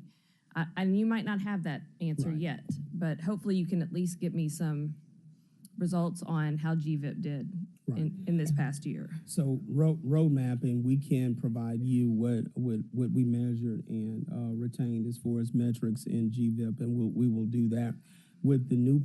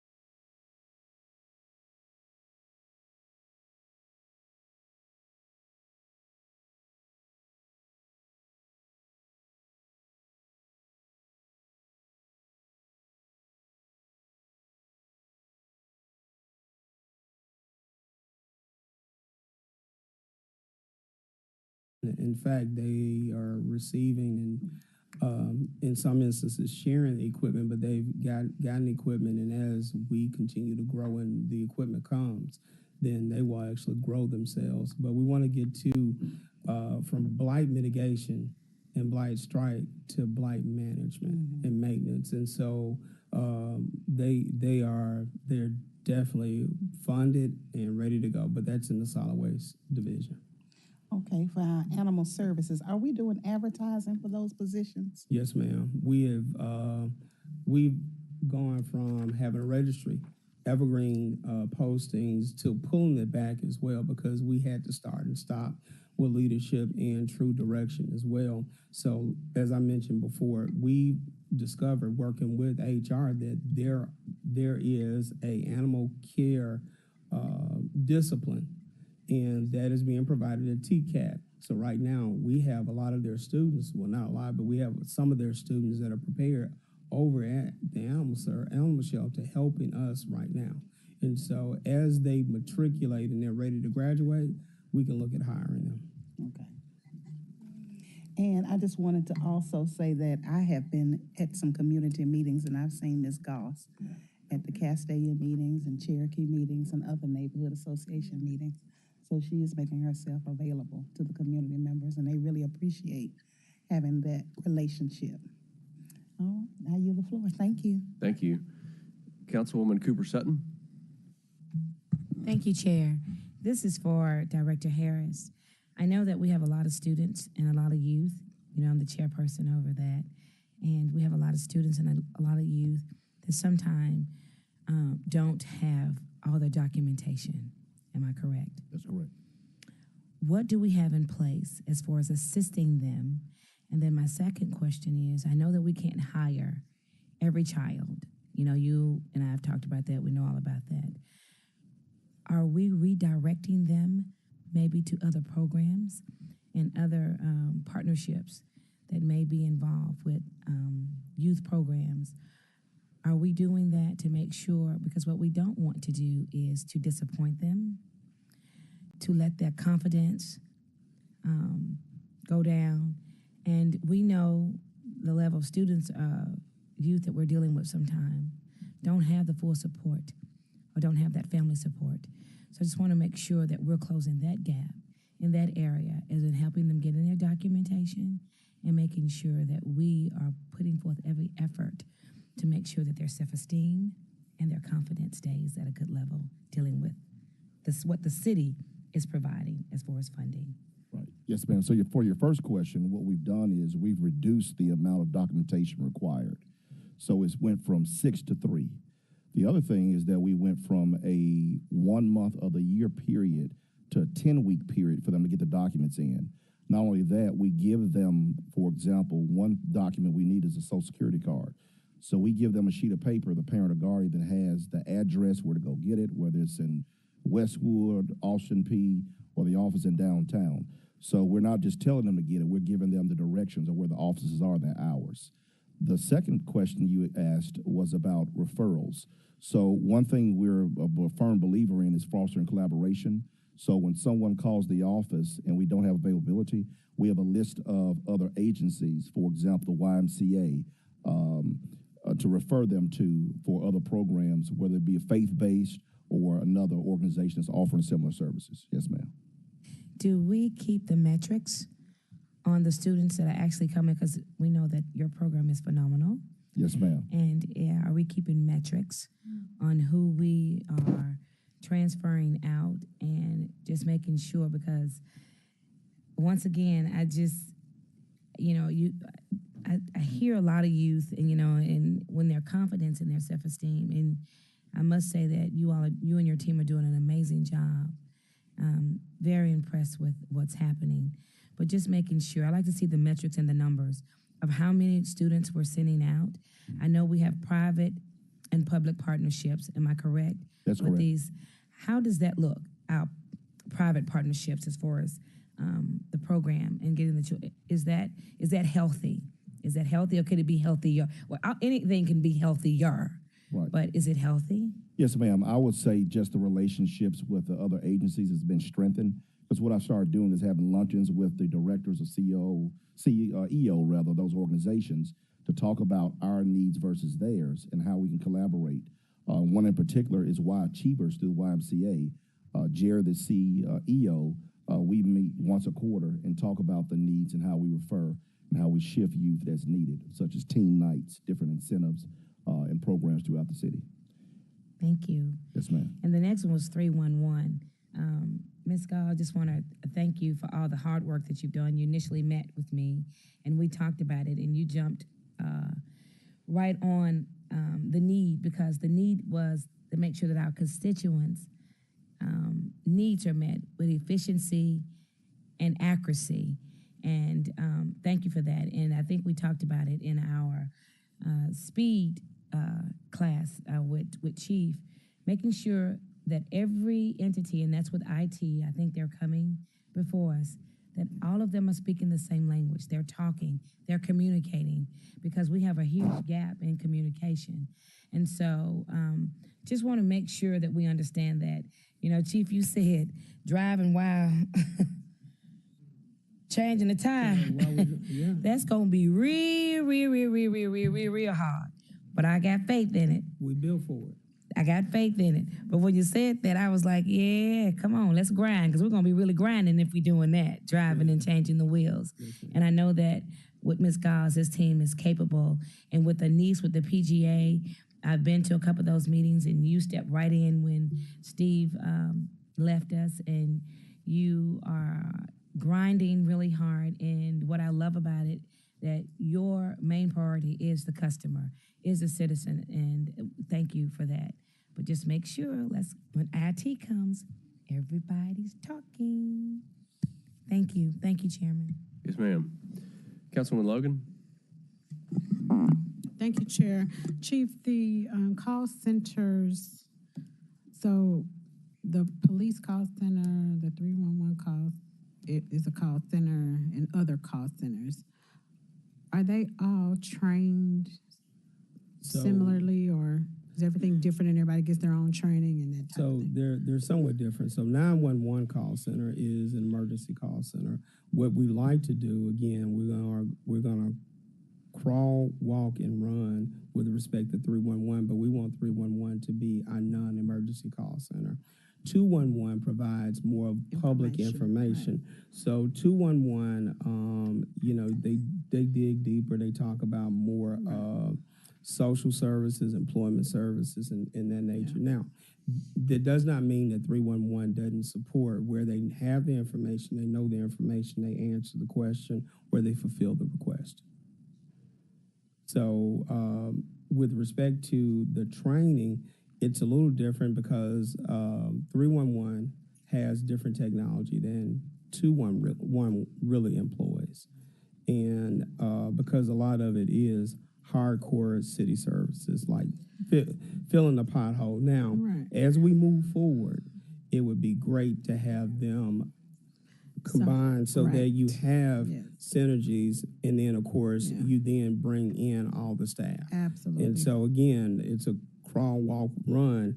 We got to make sure that the system and the platform that we put anybody on really works and is effective, and then we can start adding people to it. Well, even if we had everyone doing the same customer service type training, and then the specialty trainings can be breakouts, but customer service around the brand of Memphis, what the expectation is for the end user, So I received that, and we'll look at that. If we could just do that, that'd be great. Ma'am. Thank you.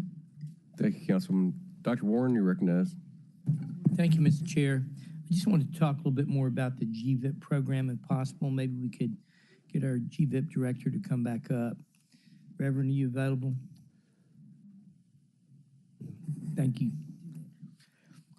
One of the things I wanted my colleagues to understand, and most of them have left, so this is probably not going to be very helpful, but when we started this program initially, it was designed to be all-inclusive. Right. And one of the things that I think Mayor Young's department, his administration has done, is they've actually made this work, where before we had a city GVIP, we had Alliance went out and got a GVIP. The county was trying to do a GVIP. Everybody was jumping on board trying to get federal funds, and there was no unifying service that was actually running the system. And right now, that's what you're doing, correct, Reverend Boyd? Correct. Well, now that's... Can you explain sort of how this is different from what was going on? And I guess the other thing people need to realize, I don't know if you noticed, we've had a rash of gang shootings lately. And part of what happened is I think this has got to do with the fact that we completely had no funding for our GVIP interveners for 6 months of the last year. And we're just now getting people back online. So those relationships that would have been there weren't, and we're just now building them back up. But go right ahead, Absolutely. Sir. So those relationships, Reginald Boys, 125 North Main. So those relationships have been reestablished. And not only are they reestablished, but now check CBOs, which stands for community-based organizations. So that's all nonprofits, churches, and other just community-based groups that are formed, that we have more interventionalists in all these spaces. And it's more of a targeted effort now. And so if there's a crime in 3109, we now dispatch all of those individuals that work in the 3109 area to make sure we can reach that individual and get them the help that they need. So it's a more targeted and intentional effort. And are you still measuring like the number of call-ins? Is that how you're doing it? Or are you measuring it by the number of interventionists that actually go out and reach the person? Yeah, so they're doing both. So they're measuring the call-ins, obviously how many people show up, but actually how many touches they have, they are measuring that as well. So we do have that. Okay, so I think what people really want to see when you bring back your presentation is where there's been a change or an intervention that we can actually say we saved a life here. We took a kid off the street. These are how many people we've done that to. I think that's the data they want, because when you talk about touches, I don't think they're understanding what that means. Yes, sir. Okay, thank you very much. Thank you, Mr. So, Dr. Warren, we plan to bring the council a presentation that really delineates the roles and within the public safety advisors camp, and then most importantly with the Office of Community Affairs, so that we explain specifically how we are addressing those particular issues. So we'll bring that, but we'll bring that in a regular council meeting as a discussion item, so there's specific focus to that. Thank you very much. I think that would be very helpful, because I think a lot of things have been lost in translation, and you guys have done a really good job of actually starting the program and running it the way it was supposed to be run uniformly, with sort of an overarching leadership from the top down. Thank you. Thank you. Thank you, Dr. Warren. All right, that concludes our questions. We've run everybody out. I think we're done. Thank you, Chief. Yes, sir. Thank you.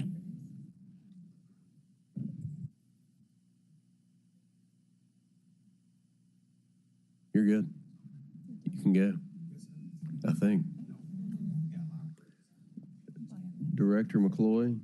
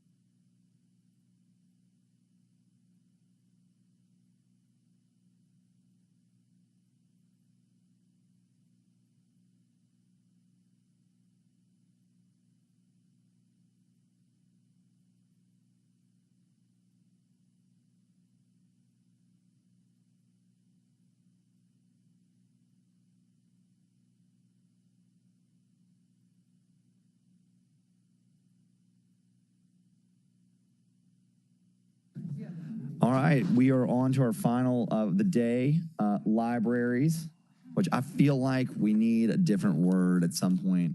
I say this all the time to Keenan, that it's so much more. Libraries are so much more than that now. It's really kind of unbelievable. But the floor is yours, Director.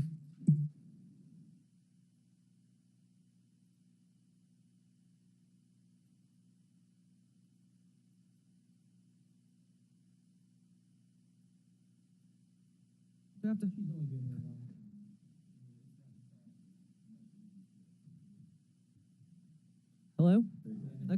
Okay, sorry. So our authorized complement is 285 people, and we spend about 73% of staff salaries because, we just want to make sure we can go to every place. We have a number of vehicles that can go around the system. And so just get more and more people through Connect Crew. Let's see. But yeah, outreach is really kind of the biggest thing that we do. And if y'all didn't come to Bookstock Saturday, I'm sorry for y'all, because it was so vibrant. I mean, it was so great. And we had all these local authors who brought, their books. And so it was really, really special. But anyway, you'll notice that I don't have the, I'm just going to say, the library remains on the cutting edge with new facilities, including Raleigh from 2020, CASA 2023, Orange Mound 2024, and now Southwest Twin will be coming along in Westwood. So, so the library offers safe, well-maintained, and innovative environments that do welcome diversity and inclusion. So not everybody feels that way, but we do.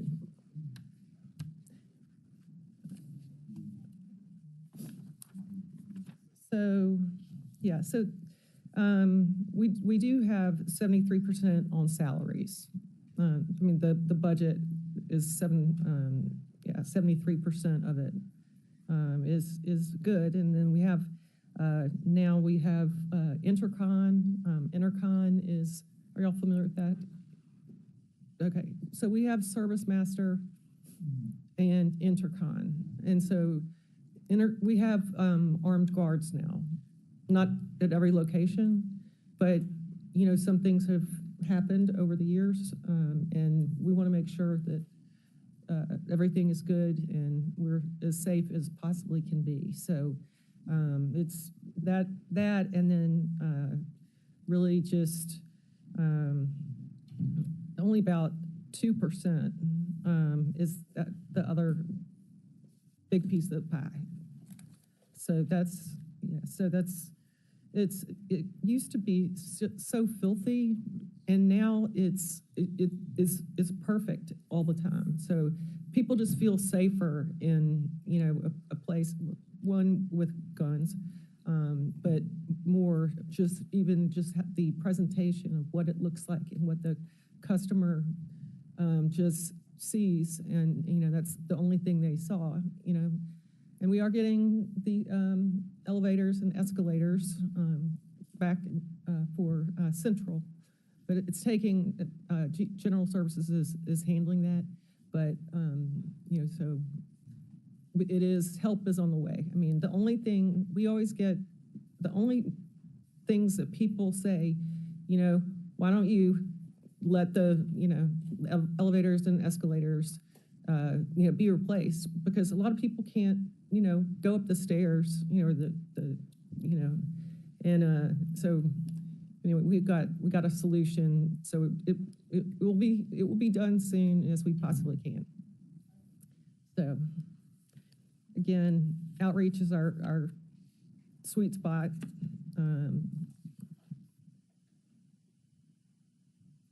And our total expenditures are $25,668,617. So sounds great. I mean, we're going the right direction, and so it's a pretty exciting time for all of us. So I don't think I'd have that much more to add, because it's pretty, we've gotten the pain points out now. Yeah, I think it sounds like the big things for you, which you, I think, are well laid out. I mean, obviously, you just have the general operational cost, but the big impacts to your budget that we didn't deal with primarily was the janitorial contract, which I believe is a master contract, right? Is that right? Master, it's a larger master contract. Yeah. So, just to be very clear, because I didn't know this, and so I guess we cost allocate on a per division. Yes. So we have a master. Antonio, will you come up here real quick? Yeah. Will you walk through just the janitorial, Chief, just how we do that as a city and why that impacted the cost allocating changed her actual budget versus what was being, kind of how we did it before?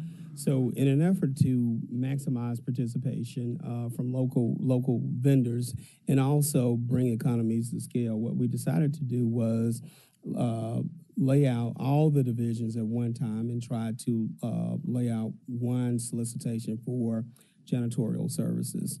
And again, we do pay and allocate per division financially, but quite honestly, what we did was, let's see if there's one vendor that is able to do so. Well, Service Master Clean actually won quite a bit, of the work itself. But with that being said, one of the things that we did push for is we want cleaner public facilities. Yeah. And so we are pushing for routine deep cleans, and we are pushing for them to look in areas that the other vendors typically didn't do. And so we are pushing harder to squeeze more out of that dollar, but it costs more. Labor was coming up at the time that we were rebidding it too. We got smacked with labor, I think, was one of the big ones. Yes, sir. You're exactly right. And then, of course, with the security costs, the increase in security, because you do have, from an informed perspective, you do have in certain areas where you have armed security. And we want the best. We want people to go in our libraries and feel safe. So like Director McCloy mentioned, you do have armed security in certain areas, and then where, based on what we are informed with activity, you don't, but it doesn't mean that we can't scale up. Go ahead. Yeah. Service Master has a contract on cleaning all of the public buildings, including all the libraries. Not all public buildings, but the majority. Or all the libraries? Yes, ma'am. Okay. So does that include, a lot of the newer ones have a lot of windows and a lot of detailed features that when you go in, it's beautiful, but over the course of time, it needs that polish and it needs that upkeep or it's going to look really crazy. Is that in the contract as well? I can speak to that. Chris Marsluck, Deputy Director of Libraries, 3030 Poplar. It is part of our specifications with the janitorial company, with Service Master. We meet with them on a monthly basis and talk to them about their performance and point them in the direction where they're not performing well. So there's a very interactive relationship with Service Master. We haven't had any issues with a problem being raised and them not addressing it. So we feel good about even though there is an increased cost between our security contract and our janitorial contract, that's close to 50% of our materials and supply budget. So it is high, but we are happy with where we are with our cleaning and our security at this point. So I mean like windows. Windows, you have yes, a ma'am. wall of windows and Yes, they're up ma'am. high. They clean those as well. We do have to. There are certain windows that are up above reach that we have to bring another company in to do. We have to pay another vendor to do. That's not part of their specifications, but normal windows that are within reach, the Service Master covers. But if, for instance, with the Raleigh Library, that's one that we have to do special cleaning. Is that the cleaning for that? Is that included in here? No, ma'am. No, that's not part of our specifications with Service Master. I mean, is that in this budget? Oh, the cost. Yes, ma'am. Oh, Yes, okay. it is. Yes, Okay. I'm sorry I was about gonna that. say. Yeah. And the demo kitchen? Is that Service Master? Yes, ma'am. And that's Service Master? That's Service Master. Okay, yes, ma'am. great. All right, thank you. Thank you. I've got Vice Chairwoman Swearingen Washington and then Councilwoman Green. Yes, I was excited on the CIP budget to see the $500,000 allocated for Parkway Village. What does that encompass? I can address that. That is land acquisition, so it'll start the project and provide the funding to get the land and start the planning process. Okay. So design work. Yes. Yes, sir. Okay. So we can tell Parkway Village help is on the way. Yes, ma'am. All right, thank you. Yes, ma'am. I've got Councilwoman Green, then I'll come back to Councilwoman Logan. Thank you, Chair. I love the library. Having this eye injury has been hard on me because I can't use it as much as I'd like to. But I did have. I know. I've got to learn to use it. I did have one question when I was looking through the budget book. You have janitorial services and security broken out in your materials and supplies line, but then you also have miscellaneous professional services. And last year they were at like 64,000, and this year they're at 108. I'm just wondering what those are and why there's such an increase. Material, that would that be the IT? IT. Cecilia Shower was our finance manager, 3030 Poplar Avenue. That would be part of the IT that we were doing last year, that before we got the budget transfer over for that, the biggest, what was it, 214,000, we didn't have that there. So we had to use some of our miscellaneous pro funds just to cover those things in IT, to get the cabling, all the special, some computers and whatever we had to have. So there were contracts that were previous years were covered by IT division, and then they came to us within our budget. Okay. So just an accounting change. Yeah, I got Got it. I want to make sure I didn't. I was. Yeah. And I know we did that like with legal too. Like we moved all of that into the legal budget, and her budget jumped to like $6 million for lawsuits. But so I understand we're putting things in the right spot, and I appreciate that. Thank you. Councilman Logan. So I love the libraries. I do. I think they're a great hub. I want to know what determines how large and how robust and how many programs a new library has, considering all of the cuts. I'm always talking about maintenance and what happens after you build a building. And where do we put that? How is that baked into the budget, the maintenance, like for these new places that we're going to build? I'm sure the building cost is not in here. That's somewhere else for the library. And so for like the Fraser, the Southwest, and just thinking back on Raleigh, because Raleigh was 2020, that was kind of like the first new one. And I know it's really pretty, but it's big. And there's a lot of moving parts. So if you could kind of speak to that in terms of how you factor that in. The maintenance, we do have a facilities team that's part of our library team that handles a lot of the small maintenance issues. But as far as, we do have a line in the budget for facilities issues, facilities maintenance, I believe. That then we have outside equipment. So we're running about close to 300,000 almost just for the covering of those. I'm sorry. I was trying to help. I'm sorry. We do have that facility maintenance line, and then we have that outside equipment line. So all together, that would run into close to about 300,000 that we would have for in case something happened with the buildings, like with Raleigh or what have The you. HVAC or something. Yes, that's what we've been doing. I'm sorry. Go ahead. Yep, we do work closely with GS too. We submit work orders on any kind of issue that we're having, and GS is our first line of contact. But we do have an internal team that works with, it serves as a liaison between libraries and general services. The other thing is, we do have a number of aging libraries and we do have issues. And you'll notice in our CIP budget that we've asked for another year of library improvement cover line of $2 million to address many of the issues that we have.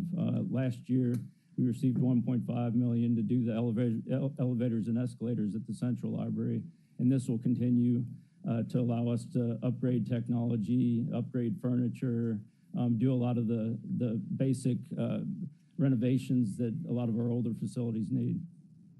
So we factor all that in when we're building new libraries? Yes, ma'am. Okay, all right. I mean, in theory, unless we're building a net new library, in theory, the R&M should actually decrease. When you're taking care of a 1966 building like Parkway versus, now it grows, so it may be a net neutral, but it should in theory decrease because you got newer equipment, less stuff. One of the things that I found out with a lot of our facilities is, we've got a lot of institutional employees retiring that have been working on certain systems that, like, without them. Right. Yeah. I mean. Yeah. What were you saying, Chief? No, what the chair mentioned is spot on. New facility, the only thing that they maybe from a building systems perspective is enforce the warranties, change filters, And of course, right now, we worked out a contract with a vendor that actually goes around, helps kind of maintain their systems. And then, of course, with their cover line, that becomes more of an expense recovery in the event you have a catastrophe or something like that. There is a cost share in some of their operating lines as well, just depending on how the library is operating throughout the year, where there is a chargeback for break fixes. So collaboratively, that's what they have. And then, of course, from a landscaping perspective, the landscaping is done by ground services. In the event that they need to call them sooner because there is a request, hey, I need my grass cut, or we're having a special event, I know that the library does exercise the right to have spot emergency services. Okay, thank you. Thank you, Councilwoman. No, we're opening the Fraser. Will you say the microphone, please? Will you say that? Oh, sorry.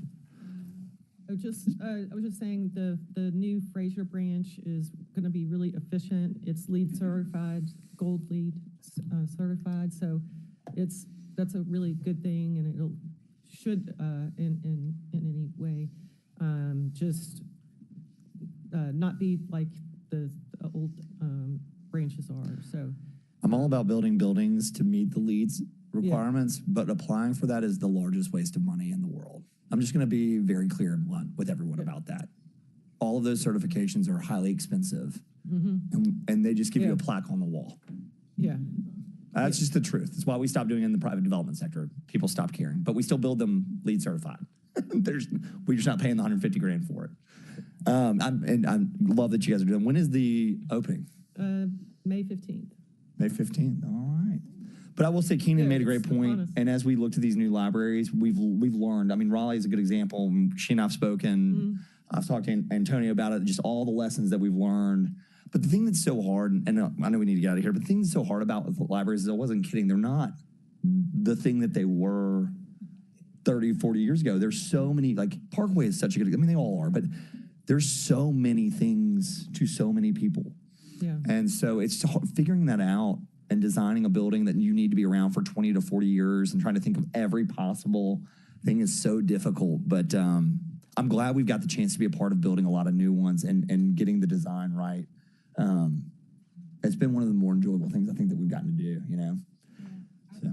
Say, don't build as tall because you got a lot of empty space, but build, so you can utilize that space in different ways, like modular, so that was. It is actually the way.